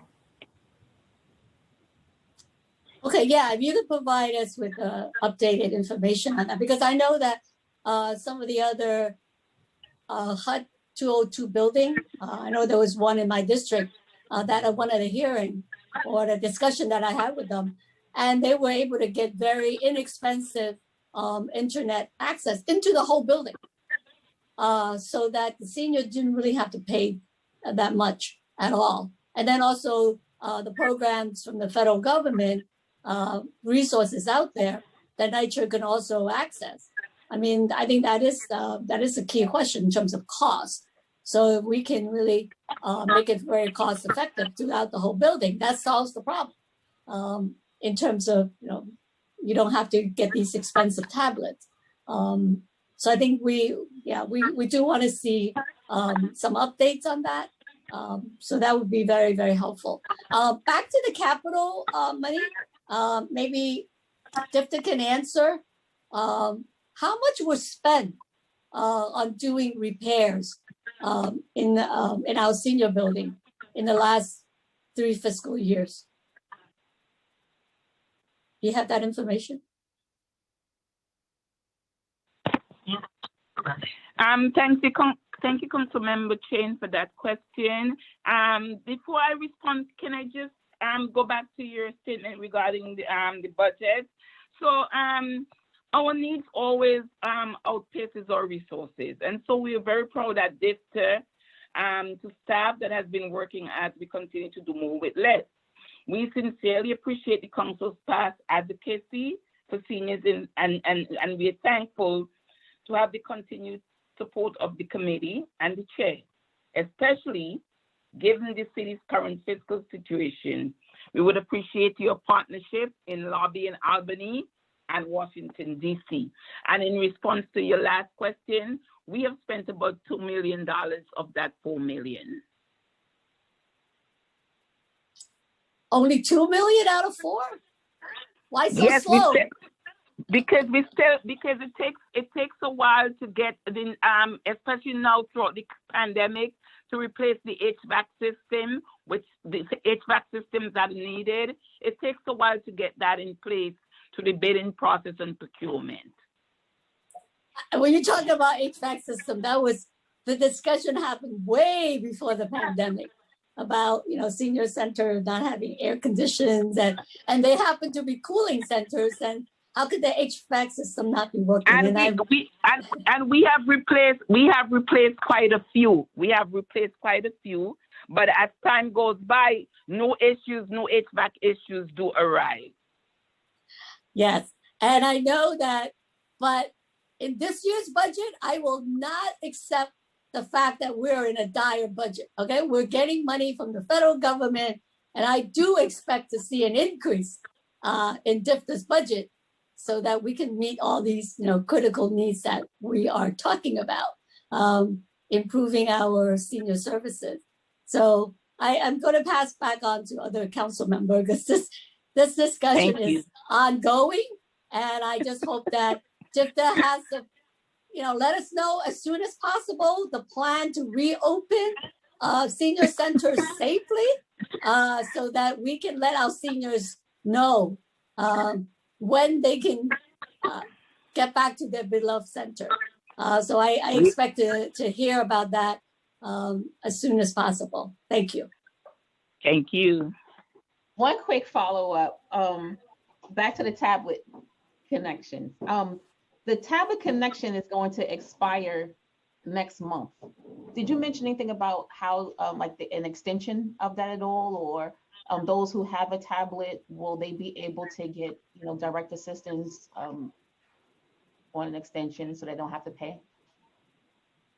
That's a great question. Thank you, Councilmember. So we can confirm that there is the extension in place.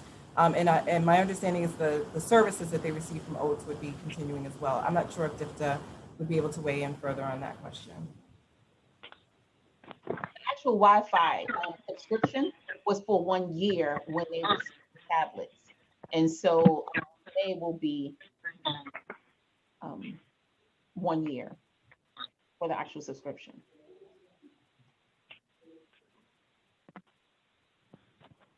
Yeah, so I'm sorry, we can confirm that. I wasn't sure if my colleagues at DIFTA had that answer as well.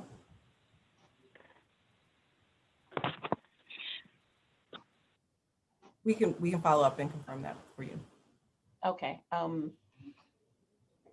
And can you clarify some senior developments that have a senior center attached to it are not contracted with DIFTA? How many of those centers exist within the NYCHA portfolio? So there are centers that are that operate. There are NORC programs that are operated by, for instance, settlement houses that may have a funding relationship with DIFTA that's through city council allocation, for instance. But all of our formal senior centers are within contract with the Department of Aging. There are some smaller NORC programs that are with CBOs that have a relationship with DIFTA only through city council funding. But all of the other standard senior centers are under DIFTA contract. Can you explain Mount Ararat to me? Excuse me? Can you explain Mount Ararat? I'm not familiar with that provider. Yuka or Brian?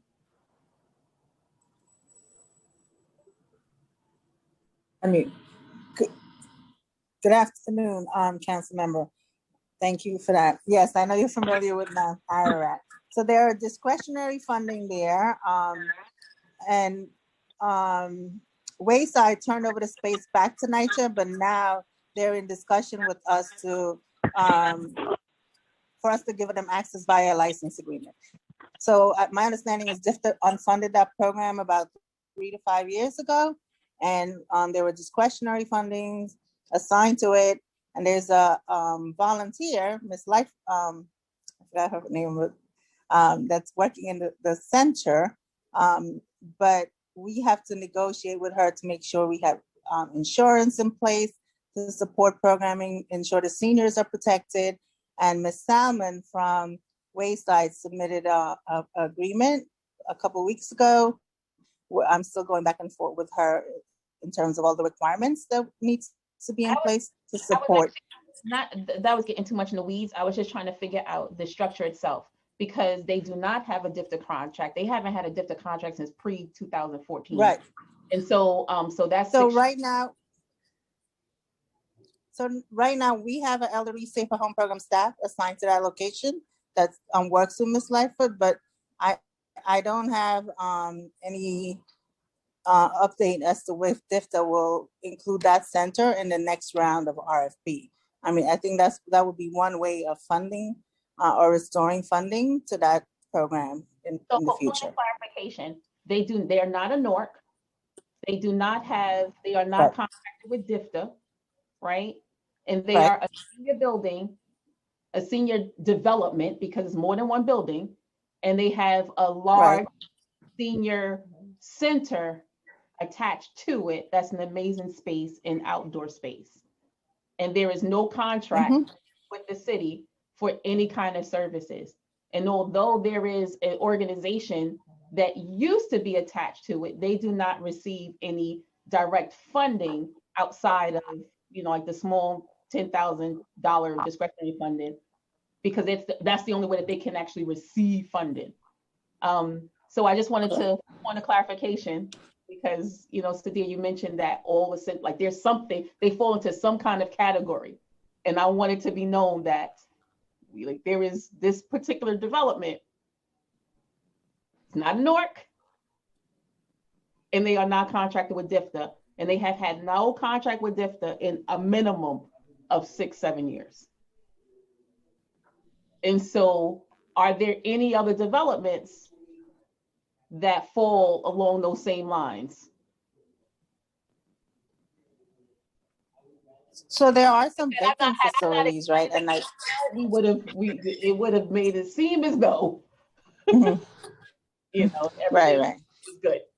Yeah, sure. That one is actually very unique, and we did, for years we have reported that Wayside is in that location, but with very minimum funding. Like you said, the 10,000 discretionary, but for NYCHA, we do have the Elderly Safer Home program there. So we don't consider it a building with no services at all. Right. Okay, so how long has that program been in the building? It's over a year. When we closed, I think it's Palmetto, it was converted to PAC. We moved that worker to Brown to support it. So for a year and a half or so. And that person is who? Miss Gaffetti, Jeanette Gaffetti. Scafidi, sorry. And she works well with Miss Light. I forgot her last name. Starts with Light.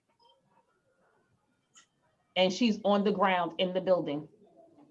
During the pandemic, they have been working remotely, but they check in with all the seniors remotely on a daily basis. That's part of their responsibility. So they do wellness checks.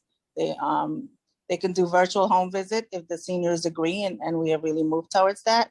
But yes, we do support the seniors daily with wellness calls at those developments. Okay, so Chair Chen, I just wanted to highlight that because we've had conversations, about this particular development, and so what I'm hearing is that this is out of the entire NYCHA portfolio with senior buildings and senior centers, this is the only one that just so happened to be in my district. The only one, right? Well, hopefully, I think they were talking about the new RFP that they could apply. And also, I think when you talk about 11 NORC program? 11 NORC program in NYCHA. Do you project to see more than 11?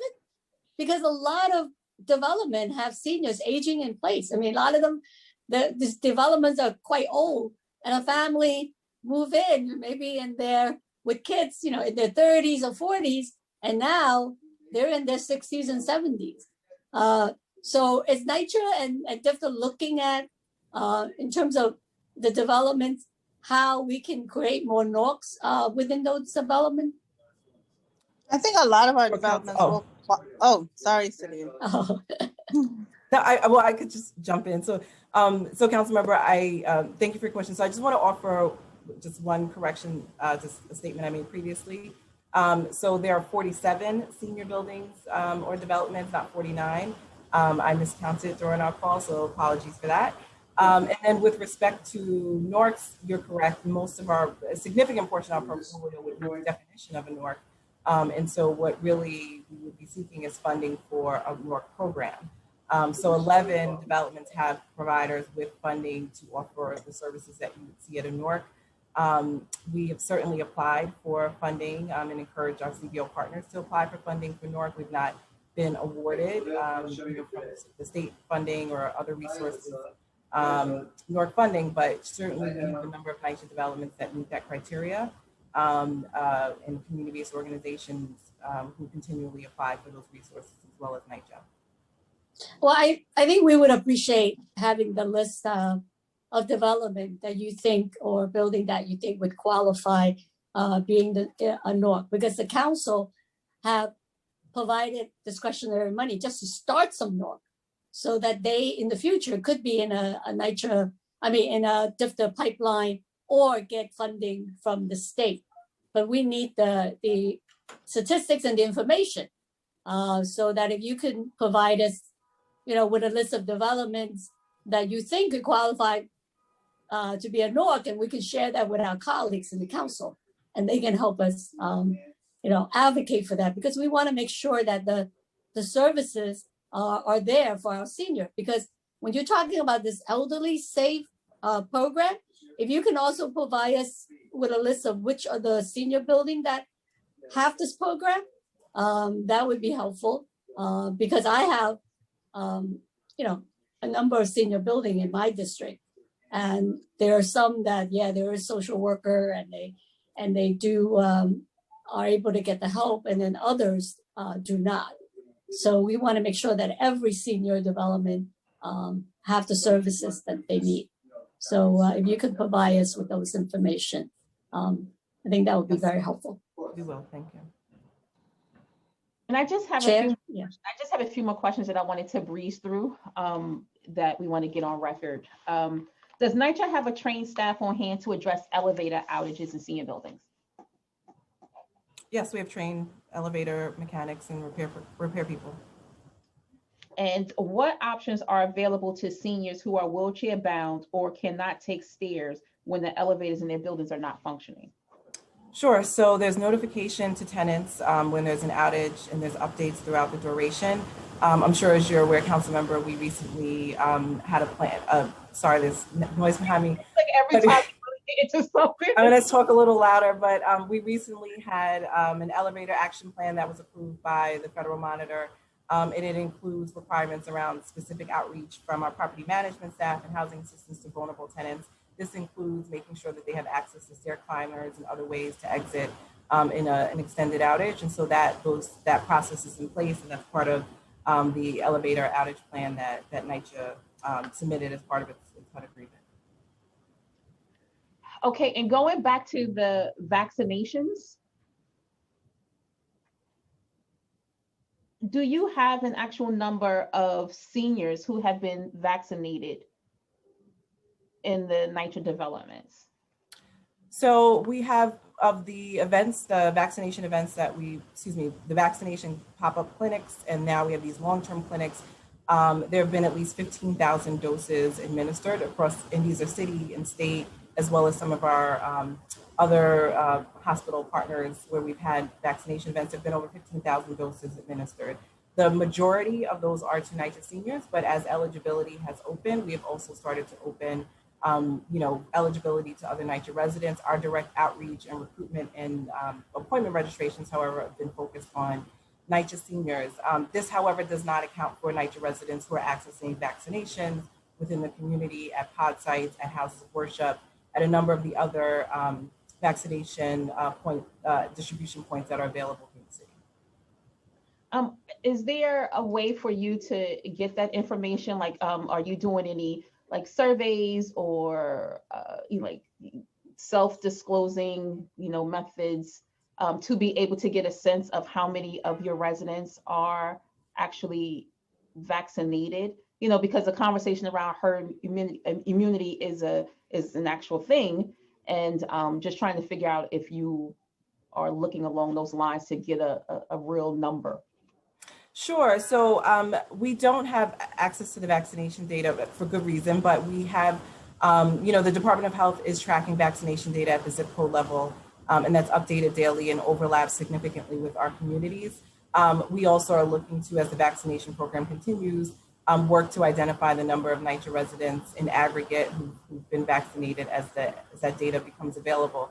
But within our outreach to residents, as the weeks have increased and we've been reaching out to residents for appointments, we are finding that a number of residents are sharing that they've been vaccinated. At least 22% of our calls to seniors, when we're reaching out for appointments, seniors have indicated that they've either received the first dose, they're fully vaccinated, or they have an appointment scheduled elsewhere, which is really a positive sign. But we know there's a lot of work to do within NYCHA and the communities surrounding NYCHA to increase uptake. How many vaccination sites are located at NYCHA at this very moment? So we've had 60 across the, since the beginning of the vaccination program.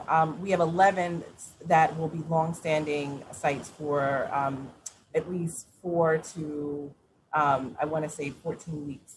And so 7 of those 11 are activated now, and we have a schedule to open up the other sites. And we still have some second dose appointments that are happening across the city at some of our former sites. So we can make sure that, Councilmember, you have an update of what's open and available right now, and then the remaining sites that are scheduled to be open. And how many are seniors only? Like, so out of the 7 that are activated, how many are senior only? So these sites are available to all eligible NYCHA residents. Our outreach is to seniors. So we are calling seniors to help schedule appointments. Test and Trace has also been on the ground, knocking on doors, and particularly reaching out to seniors. As we reach seniors who have other members in their household who are eligible, we're scheduling them for appointments as well. And we've also been encouraging and offering seniors an opportunity for +1 so that they can schedule an appointment with someone that they trust and want to attend with regardless of age, as long as that person's eligible, which now we're moving towards universal eligibility. And do you believe that you have enough advance notice working with the administration on opening up the sites? And do you feel that you have an efficient amount of workers to be able to conduct the outreach efforts? Sure. So we are fully working with the city and the Vaccine Command Center, and we have also had members of our NYCHA team who have been assigned to the Vaccine Command Center specifically to be an integral part of this effort. So daily communication, collaborative planning, and really, up to the minute coordination has been happening across these sites. So certainly enough advance notice. And, we, particularly in the early sites, a lot of our planning was really tied to the volume of doses that the city receives, which fluctuates. So there's constant adjustment within the program. In terms of staff, we have, certainly leveraged our NYCHA staff to make calls and perform outreach. And we've had really great support from Health and Hospitals and the Test and Trace team, who have a robust network of canvassers who've been on the ground at NYCHA developments and in NYCHA communities performing outreach. Okay. And we were talking about seniors in vulnerable populations as well. Do you differentiate between your seniors and your homebound seniors at all? So our seniors, we've been reaching out to seniors generally. We don't necessarily know who's medically homebound. What we do know are folks, seniors who may be mobility impaired or who are on life-sustaining equipment, but that does not necessarily mean that they're homebound. So as we're speaking with seniors, if they're able to come to the facility on site or nearby, we're scheduling appointments. I think in our calls, we've probably reached less than 10 seniors or so that have indicated that they're medically homebound, and then we're able to connect them to the city's homebound program. Okay. All right. I am actually done with my questions, and I know that we have also been joined by the Honorable Borough President Gail Brewer, who I know is going to speak after. And so, Council Audrey Sun, I'm not sure if there are any other members. Thanks. If there are no further questions from either chair, then we will follow up with additional questions from Councilmember Koo, and then we will move into testimony from the public, beginning with the Honorable Gail Brewer. Councilmember Koo, your clock will be set to 3 minutes. Time starts now.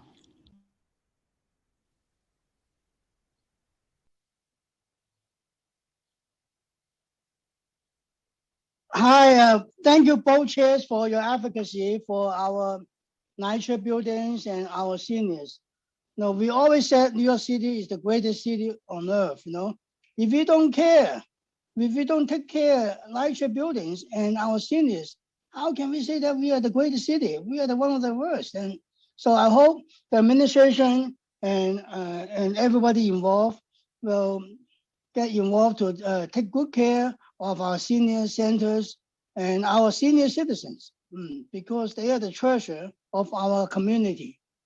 And also the buildings, because we cannot allow the NYCHA buildings to further deteriorating. It's at the worst already. So we must take care of these buildings. So my question is, I always receive complaint since the combination of Latimer Gardens and Brand Houses management offices. We got a complaint that the office is not responsive to Brand residents, and that the office is never open during posted hours. I tried going there during normal business hours and the doors were locked. Elderly and disabled residents cannot travel across downtown Flushing to Latimer House. This was even before the pandemic. So many cannot access the necessary technology highlighted by NYCHA. I assume this divide has only gotten worse during the pandemic, as many folks did not leave their homes. So what additional support did the management office provide to senior residents at Brand Houses during the pandemic to ensure their concerns were addressed in a timely manner? Thank you, Councilmember, for that question and for raising that concern. So I don't know offhand the specific issues at Bland and why the management office would have been locked, but so we can look into that and make sure it's being addressed.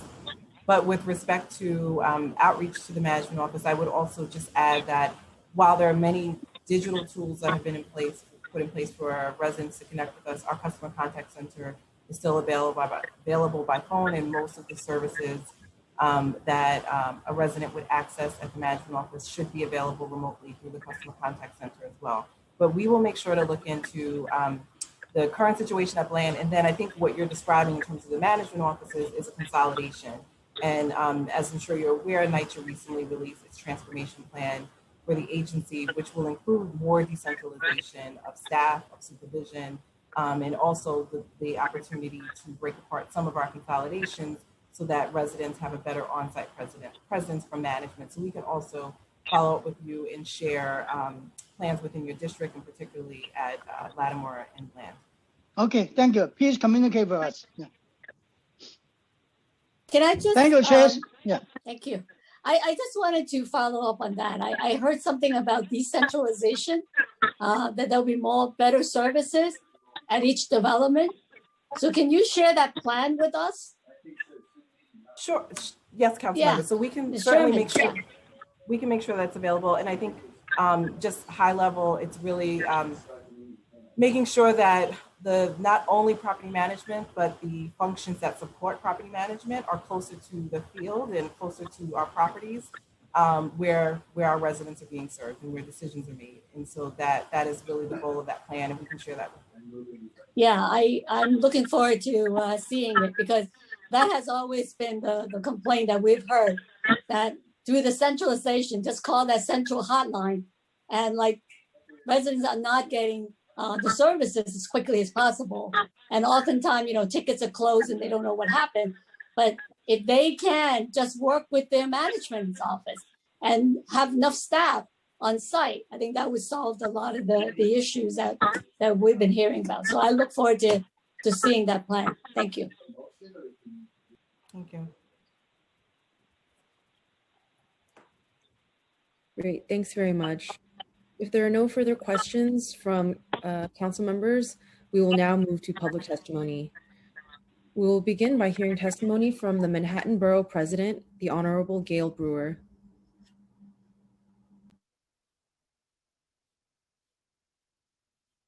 All right.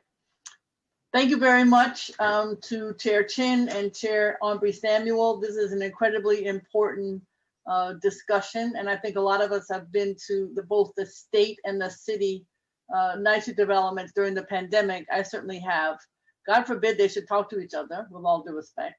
And so to have this hearing when you are talking about the entire situation, I deeply appreciate it. I don't know if my numbers are right, but between the senior only and the scatter site and developments that are not designated as senior only, although they have a lot of seniors in them, I don't know if it's around 62,000 or more, 65 or older. And again, I don't know how many are homebound, but that's a lot of people. And you know better than I that this god-awful pandemic has brought out needs that are unique to seniors. I know when the senior centers closed, and I want to thank you, Councilmember Chin, because I know you had a hearing on that and how important they are. And the best example, of course, was the food. And we know that at that time when we had to try to get seniors on the Get Food NYC list, and they weren't getting on it, and the food that they got wasn't the right kind of food. It was not a smooth transition. People who were used to getting scratch, even food at their senior center, were caught in a limbo, bureaucratic limbo. With you and others, we all navigated the system to try to get seniors through the cracks on the list, seniors who were part of the center, seniors who were not part of the centers. It was a mess. And certainly without internet access, it was hard to sign up, period. So that one issue. I do support your intro 1827 of 2019, which would establish a NYCHA liaison within the Department for the Aging. I think if that person had been there, we might have had less challenges in terms of food delivery. And because, you know, this food delivery is actually going to go on. I don't think it's going to end with the pandemic. I also know that looking ahead, such a person could facilitate training for NYCHA seniors on the issue of technology. We all know that even today in 2021, and here we are in April, there's just an awful lot of folks who don't have their shot because they don't know how to use the internet despite all the efforts. And it is particularly true with seniors who live in NYCHA. So this kind of person could address those needs, no question, not to mention all the other lack of bandwidth, et cetera, et cetera. I'm also supportive of 415 of 2018, which requires NYCHA to annually report on senior centers that operate within NYCHA buildings.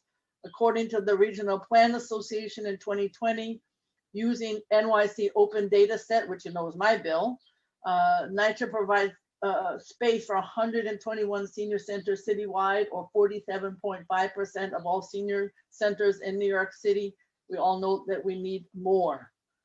And we know that between November and 2020 and 2021, we reached out to all of the senior centers in the borough of Manhattan, asking them about reopening, because that is the question now. And we all know that they were waiting for DFTA to issue guidelines. They have done their best to stock up on PPE, waiting about reopening. I'd say my number one question when I go to NYCHA now is, when will my senior center open? It is the lifeline.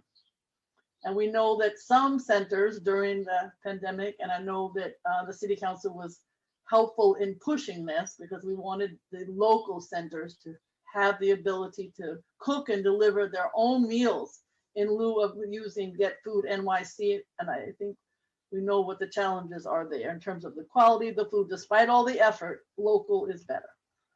And I also know that you know, just how this pandemic is going to change how senior centers provide services to their members. Reopening will not look the same. And so, you know, as somebody who focuses on the internet and the technology, that has got to be part of the discussion.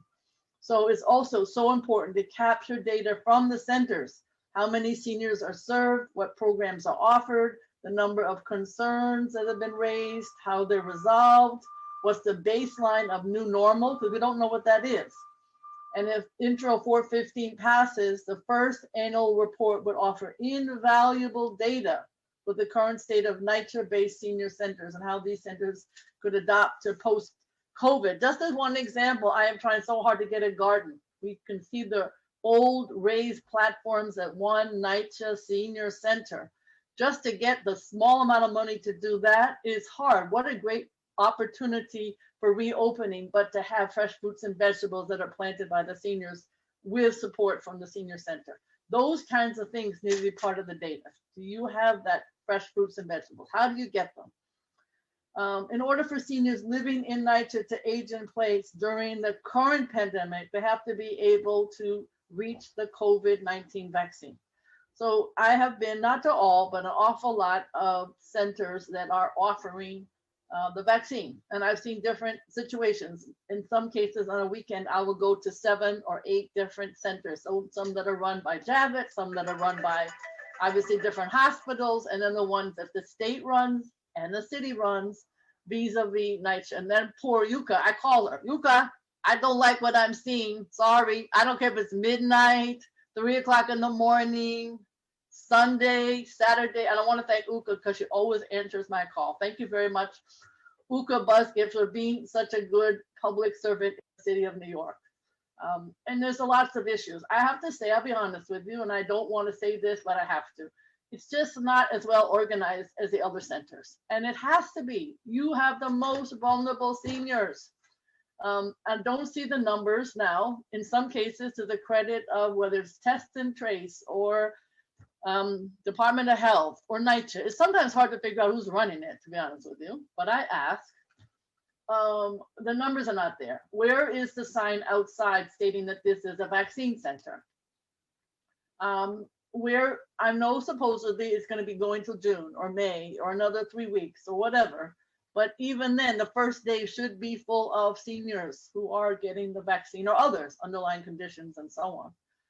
It doesn't feel like it's got the kind of outreach that is necessary. So I'll just leave it at that. I've been to the Johnson Center, I've been to the Lower East Side, I've been to Washington Heights, I've been to almost every development where there is a NYCHA/vaccine center.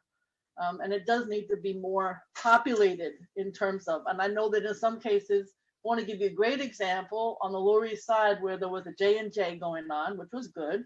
Not enough people coming in my opinion, but still really good. And then those who had gotten this shot earlier, which had been either Pfizer or I think it was Pfizer, they were to the credit of the nonprofit, this case Grand Street. They were taking them in their van to Brooklyn to get the second shot because the second shot wasn't available there. So I thought, great, here's a nonprofit really doing the right thing. We still need more translation on the outreach in different languages, and we still need constant outreach in terms of getting people to show up.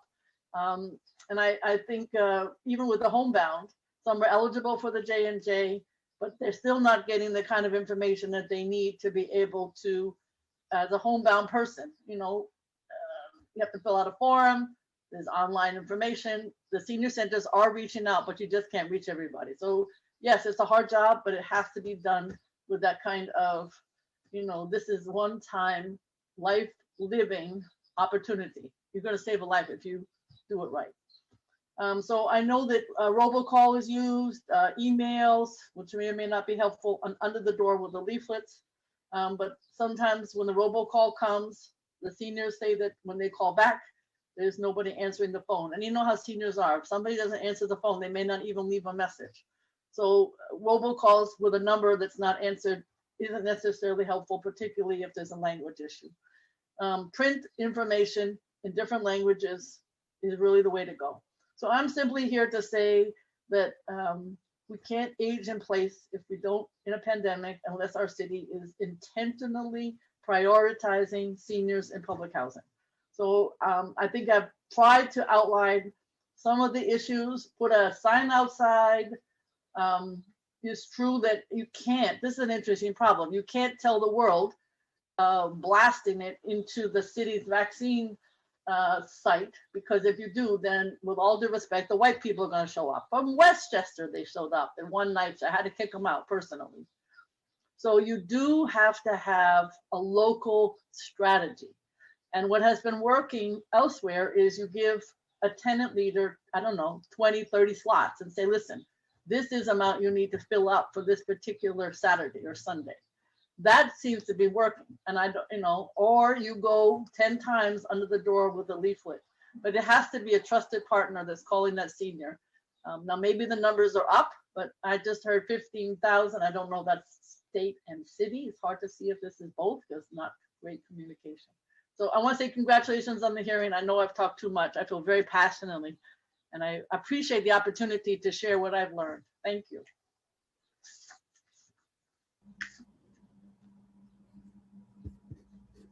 Thank you very much. We will now turn to testimony from the remaining members of the public. Thanks so much for your patience. Please listen for your name as I will call individuals one by one and will periodically announce the person who is speaking next. 1 second. There was a question from Councilmember. Thank you so much. Really appreciate that. This is a question for Borough President Brewer. We can talk offline about this, but just because this is the topic of this hearing, we at Amsterdam Houses have an opportunity, have plans drawn for a NORC. And I think that happened while you were council member, 10 years ago. And that never went anywhere, although we have beautiful plans drawn. I didn't bring it up this time at the hearing. I've brought it up previously, but do you think NYCHA at all intends to go forward with those plans? It's a model. It could be a model for a NORC. I mean, NYCHA knows better than I do, so I don't want it, but it's my experience that the reason NORCs make sense is that there are so many family buildings that have seniors. And so, if you don't help them, they're going to get lost without that extra support. So yes, I am very, very supportive of NORCs. And what was found at Amsterdam, when there was a NORC for a while, then the funding ran out, was the mental health issues for the seniors in the family building were huge. Surprise even to social workers. So yes, NORCs are the best way to go, definitely. And in this pandemic, it would have helped a lot.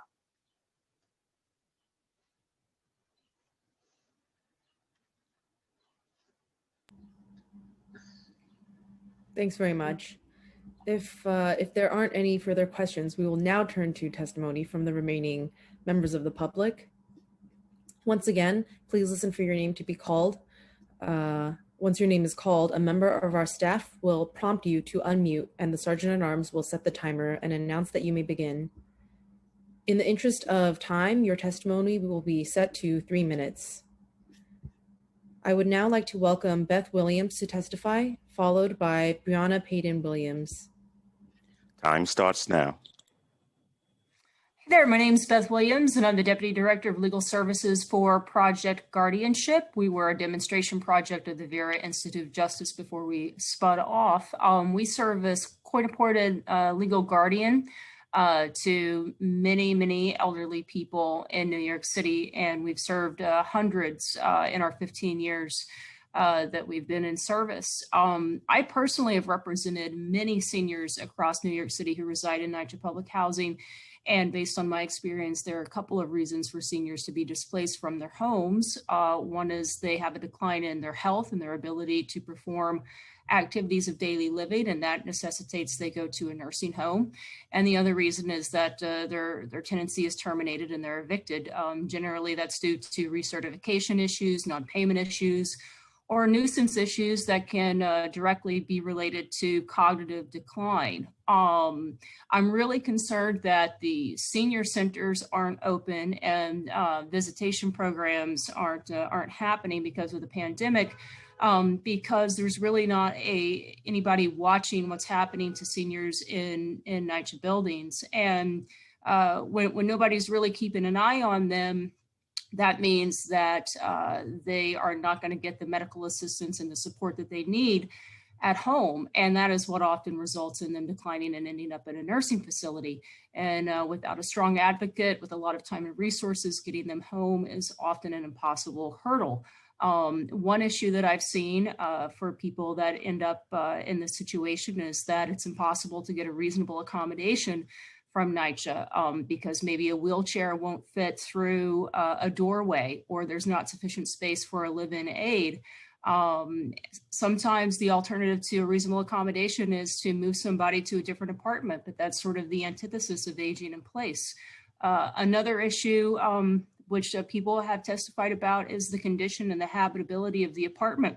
So when seniors are being evaluated for home care or an increase in home care hours, the apartment has to be assessed by a managed long-term care provider to determine whether it's safe and habitable before they award home care hours through Medicaid.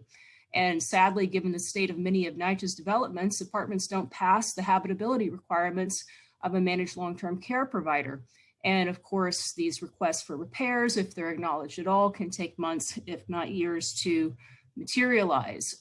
With respect to tenancy terminations and evictions, we often see seniors who are suffering from cognitive decline end up unable to manage their recertifications. They have trouble managing their finances, including paying rent on time, and they can present with nuisance behaviors that are the result of underlying kinds of dementia.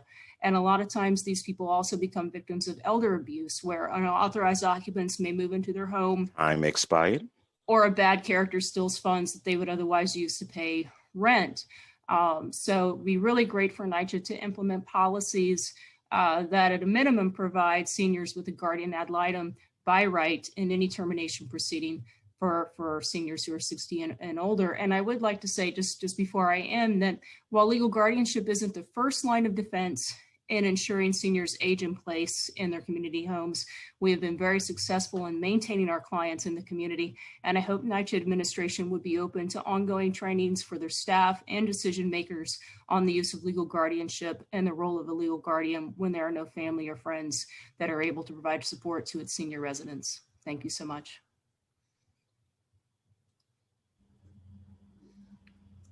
It looks like we have a question from Councilmember Rosenthal.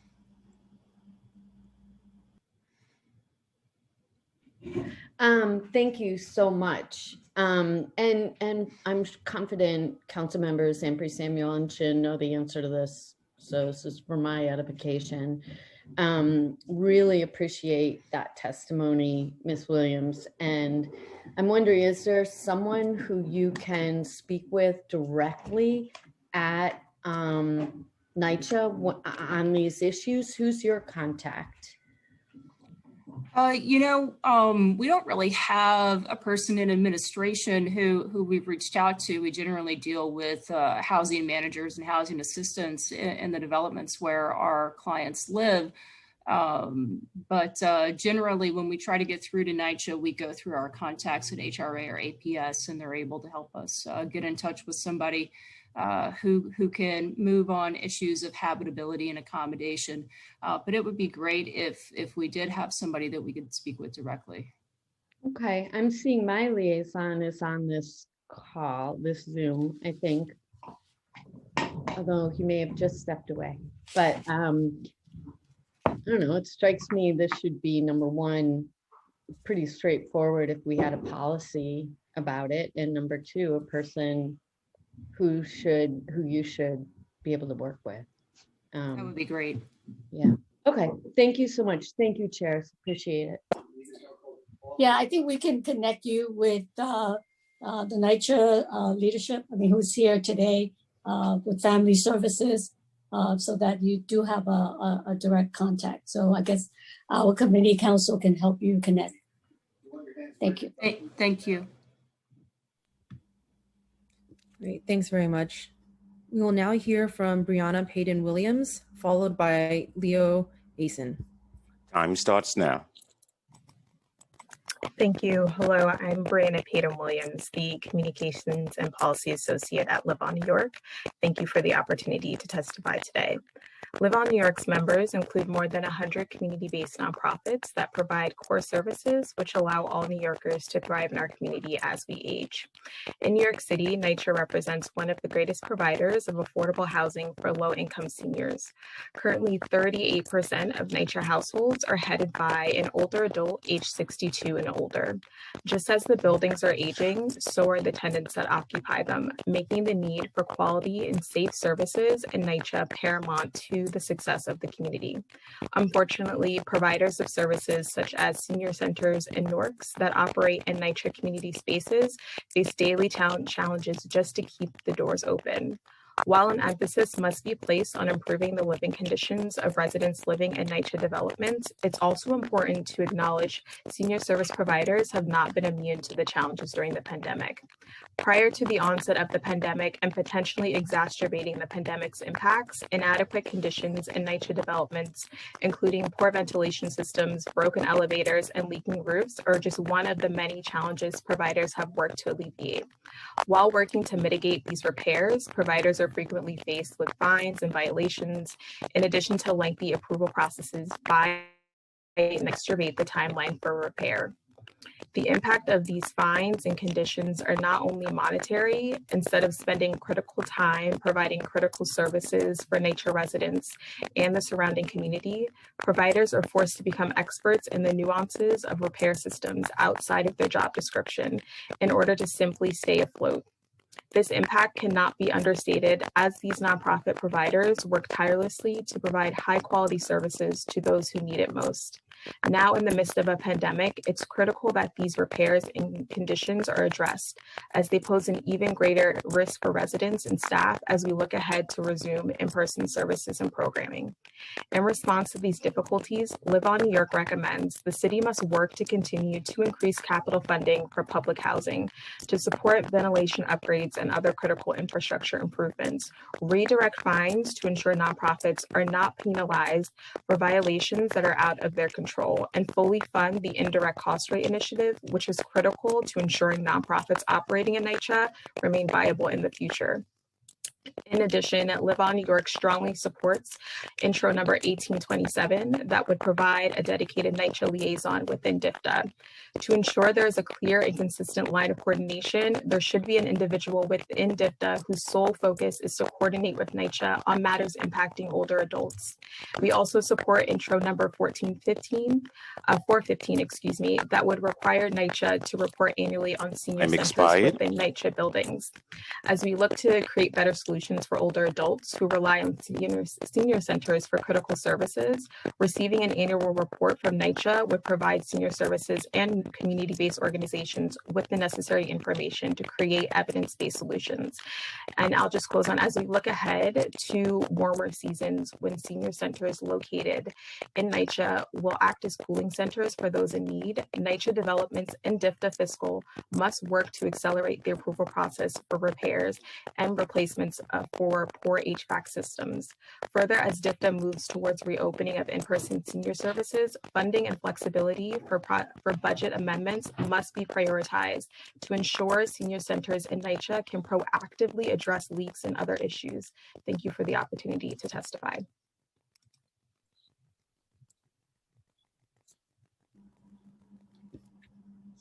Thank you. I would now like to welcome Leo Asen to testify, followed by Molly Krakowski. Time starts now. Good afternoon, Chairs Chin and Ampry-Samuel, and members of the City Council Committee on Aging and Public Housing. My name is Leo Asen, and I am the president of AARP New York, representing 750,000 members of the 50-plus community in New York City. NYCHA plays a significant role in providing affordable housing and critical services for a large portion of New York's older population. 21% of NYCHA residents were 62 years or older. However, the health and well-being of NYCHA tenants have suffered as a result of the consequences stemming from years of disinvestment. As a result of this neglect, NYCHA residents have too long gone without heat and hot water in winter months, faced adverse health conditions stemming from poor indoor air quality, and even been trapped in their apartments when elevators are out of service. These issues have only been compounded by the COVID-19 pandemic, as residents have been left more vulnerable to contracting COVID-19 due to old and outdated air ventilation systems, as well as elevators that are routinely out of service and often cause crowding. The city, state, and federal government need to act immediately with strong policies and funding in order to address these issues. AARP fully supports City Council Intro 1827, which would create a NYCHA liaison within the Department for the Aging. AARP also supports Intro 415 in order to develop mechanisms that would help city leaders better understand the scope and services offered at NYCHA senior centers. NYCHA senior centers are a critical component of the city's infrastructure and will be critical to addressing the needs of older NYCHA tenants that have been exacerbated by the pandemic, especially regarding food insecurity, social isolation, healthcare, and other related social services. We also believe that the city should expand funding allocated to NYCHA senior centers in order to support their efforts amid the city's recovery from the pandemic. AARP also calls on the city, state, and federal government to set aside funding that would address NYCHA's $31 billion worth of capital infrastructure needs, especially regarding elevator maintenance and air filtration projects, in order to protect the health and well-being of NYCHA's aging residents. Thank you for the opportunity to testify today.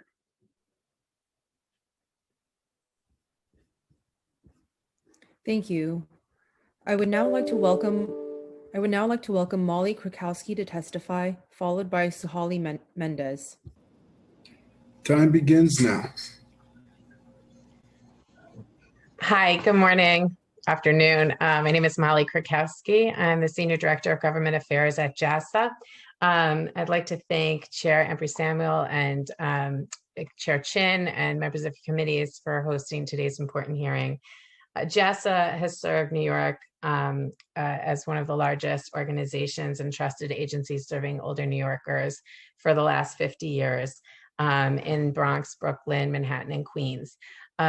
We are very appreciative of the New York City Council's continued focus on the needs of the most vulnerable New Yorkers throughout the pandemic. And the spotlight on this population and older New Yorkers must continue as the budget negotiations for FY22 move forward. JASA has a long-standing partnership and productive partnership, approximately 40 years, with NYCHA. We have 5 DFTA contracted senior centers located in NYCHA sites: Throg, Snack, and the Randall Balcom houses, Sue Ginsburg and Pelham Parkway houses, Bay Eden at the Baychester houses, and Williamsburg and the Williamsburg houses, and Cooper Park, which is in the Cooper Park houses. In addition, JASA provides NORC supportive service programs in Bushwick Highland and Surfside O'Dara Gardens developments. 2 communities are now part of the PACT program, Bay Eden, which is in the Baychester Murphy, and Williamsburg. Many NYCHA residents are also assisted by JASA case management, our elder abuse programs, and a variety of other DFTA funded programs. NYCHA has proven a strong and supportive partner to JASA and our NORC programs and our senior centers, participating in community events and providing support to help JASA secure additional funding, including very competitive funding from New York State Office for the Aging in the last RFP project for the NORC programs. I want to just skip ahead. Unfortunately, NYCHA's demonstrated commitment to helping its senior residents age in place is seriously challenged by the aging facilities infrastructure and limited maintenance capacity. And this negatively impacts program operations as well as the experience of individual tenants. Typically, issues include broken doors, flooding caused by rain and leaks, out of service elevators, uneven sidewalks. Building security and lighting needs are other concerns, and there are often long wait times for service tickets response and multiple tickets needing to be submitted. So we welcome Intro 1827, which would see the creation of the much needed liaison between NYCHA and facilities and matters impacting older adults. Skipping to COVID-19 response, JASA has obviously been making thousands of phone calls within NYCHA and to older New Yorkers, in addition to just checking in, doing wellness calls, and supporting connectivity to resources in the community. We've also been working to assist with vaccination appointments.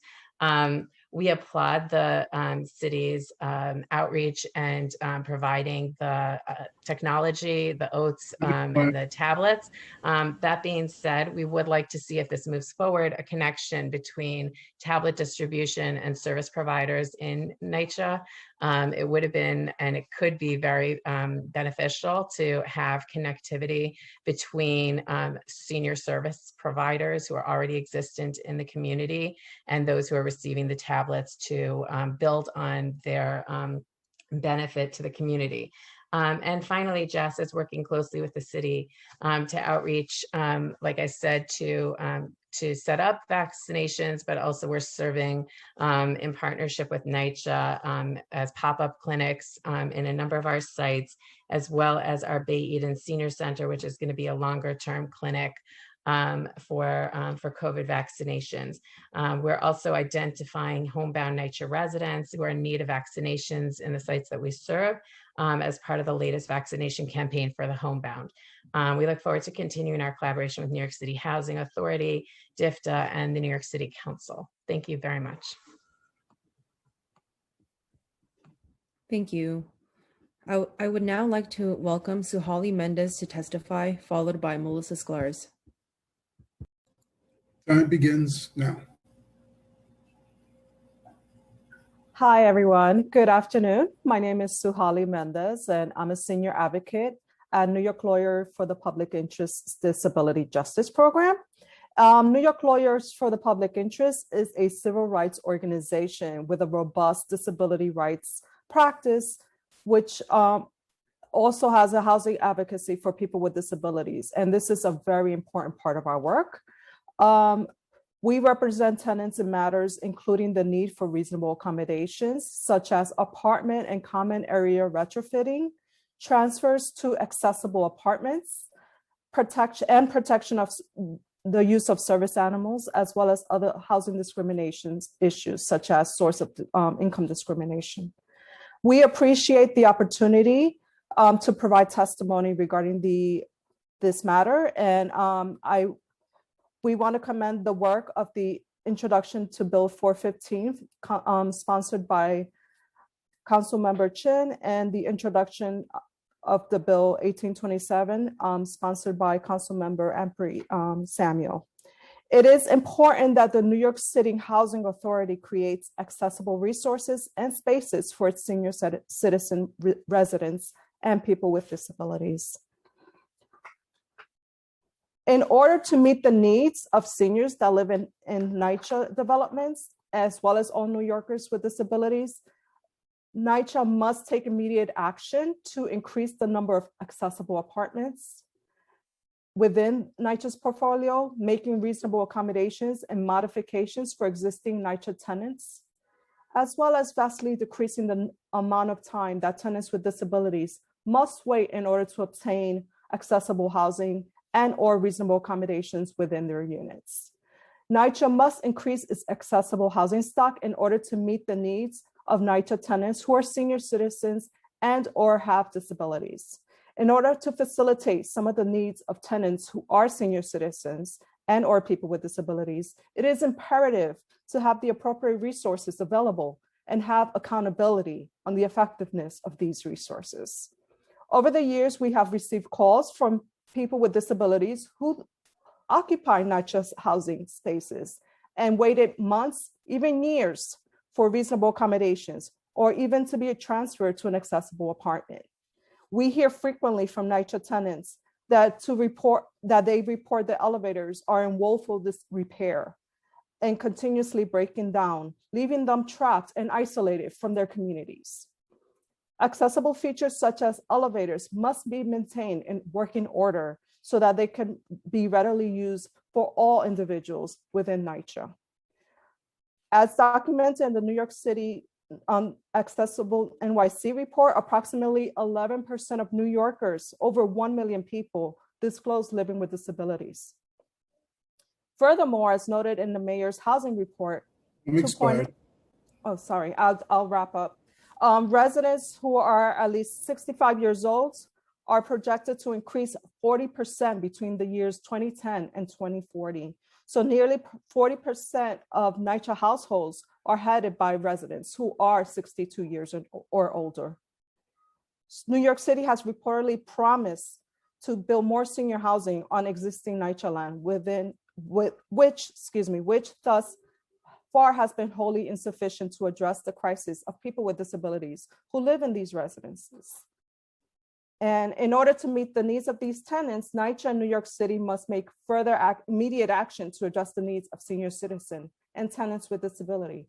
We implore that the City Council, as well as the Mayor's office, to take steps to match the supply of accessible NYCHA housing for the needs of public housing population. Thank you so much for your time, and I hope that this information was well received.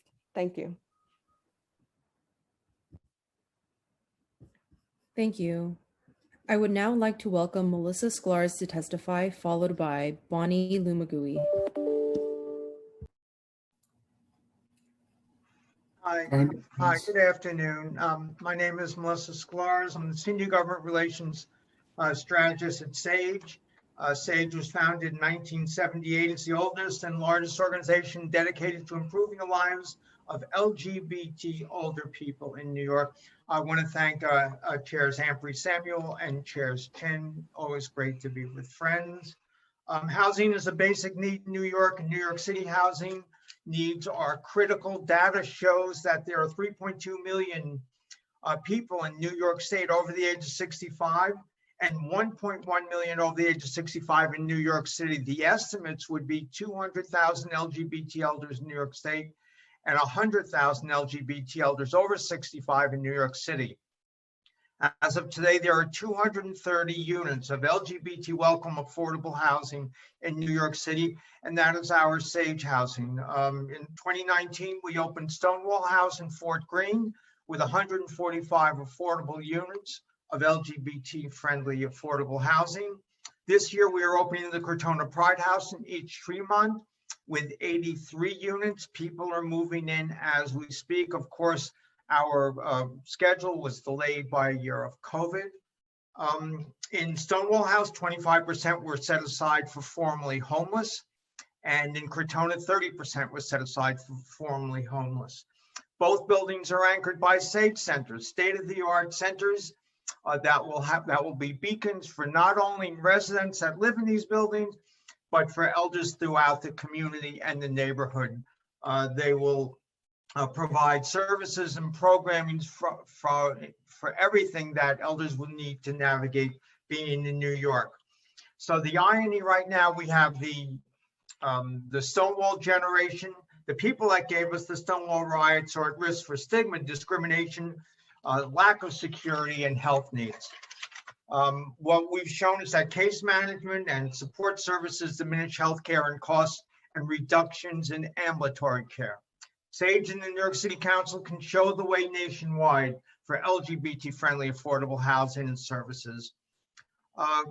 With COVID, we've transitioned to our programming to online. We have over 100 programs, and we've also created SAGE Connect, which allows volunteers to help and reach out to our constituency where isolation is the biggest need because of their thin support networks. SAGE requests more access to technology. SAGE supports both purchase of technology, better broadband and Wi-Fi access in public housing. We hope that older adult centers must be included in this plan. We are always grateful to our relationship with our friends in the City Council. Time expired. We need more housing, more access to technology, programs, and services. Thank you for this opportunity.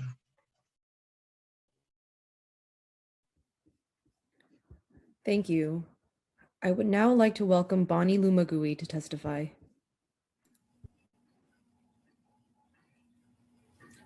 Time begins. Thank you. Good afternoon. And I want to thank Councilmember Margaret Chin and Councilmember Ampry Samuels for today's hearing. It's extremely timely topic of senior centers and public housing. Hamilton Madison House has long been deeply dedicated to supporting seniors in Manhattan, especially in the neighborhoods of the Lower East Side and Chinatown. In particular, we extend services to low-income and immigrant seniors, many of Asian descent residing in NYCHA. Most relevant to this hearing is the Smith NORC, located in the Smith houses in the NYCHA on the Lower East Side of Manhattan. Perhaps more than any other population, as we've discussed throughout this hearing today, how devastating the effects of COVID-19 have been on the senior population, especially those residing in NYCHA. As is well known, large majority of seniors sadly died due to COVID-19 and has compelled many seniors to remain at home to avoid contacts with others and creating isolation, mental health difficulties, and other struggles. Closing of senior centers in particular has created serious challenges in that these programs serve as the hubs and safety nets for so many seniors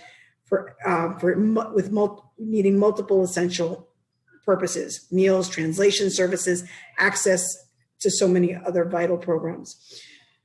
To compensate for the loss of senior centers, Hamilton Madison House has preserved alternative methods for supporting our seniors. And we thank Trinity Church and Common Pantry for providing pantry to our seniors, because the food many of our seniors felt that they were receiving from the Get Food program was just not adequate for their needs. We are also delivering meals made available from organizations like Rethink that provide culturally competent meals to our members. We look forward to the day when we can reopen the Smith Center, and we intend to work with DFTA and others to ensure the reopening occurs in a manner that maximizes safety for seniors and allows for the most satisfying possible experience.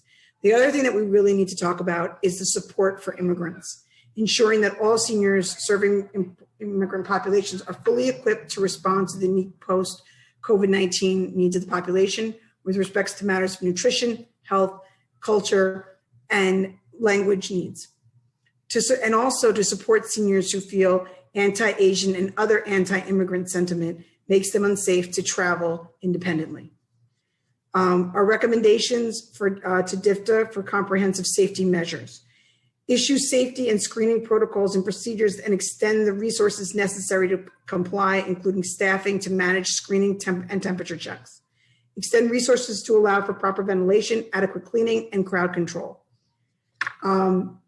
Recommendations, there are other recommendations that I have that are in the testimony that I submitted as well. Recommendations regarding meal provision. Grab and go can be done, and it was done effectively in the beginning of the pandemic. And we would need to be sure that there are efforts to ensure social distancing and establish criteria for meal recipients who may accept meals on behalf of seniors. I also want to point out that the upcoming NORC and Senior Center RFPs, we strongly urge the delay of the RFPs until senior centers reopen to full capacity.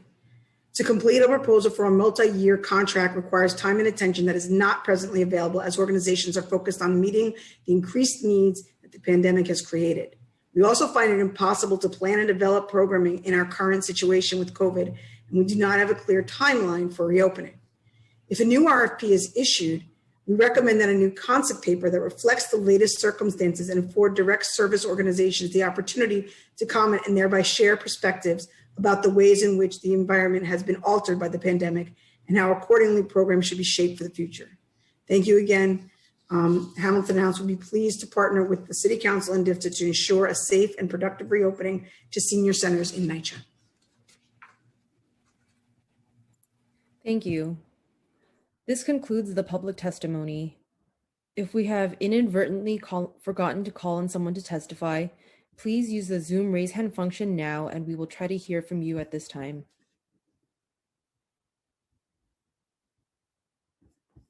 Seeing no hands, I will now turn it back over to Chairs Ampry, Samuel, and Chin to close the hearing.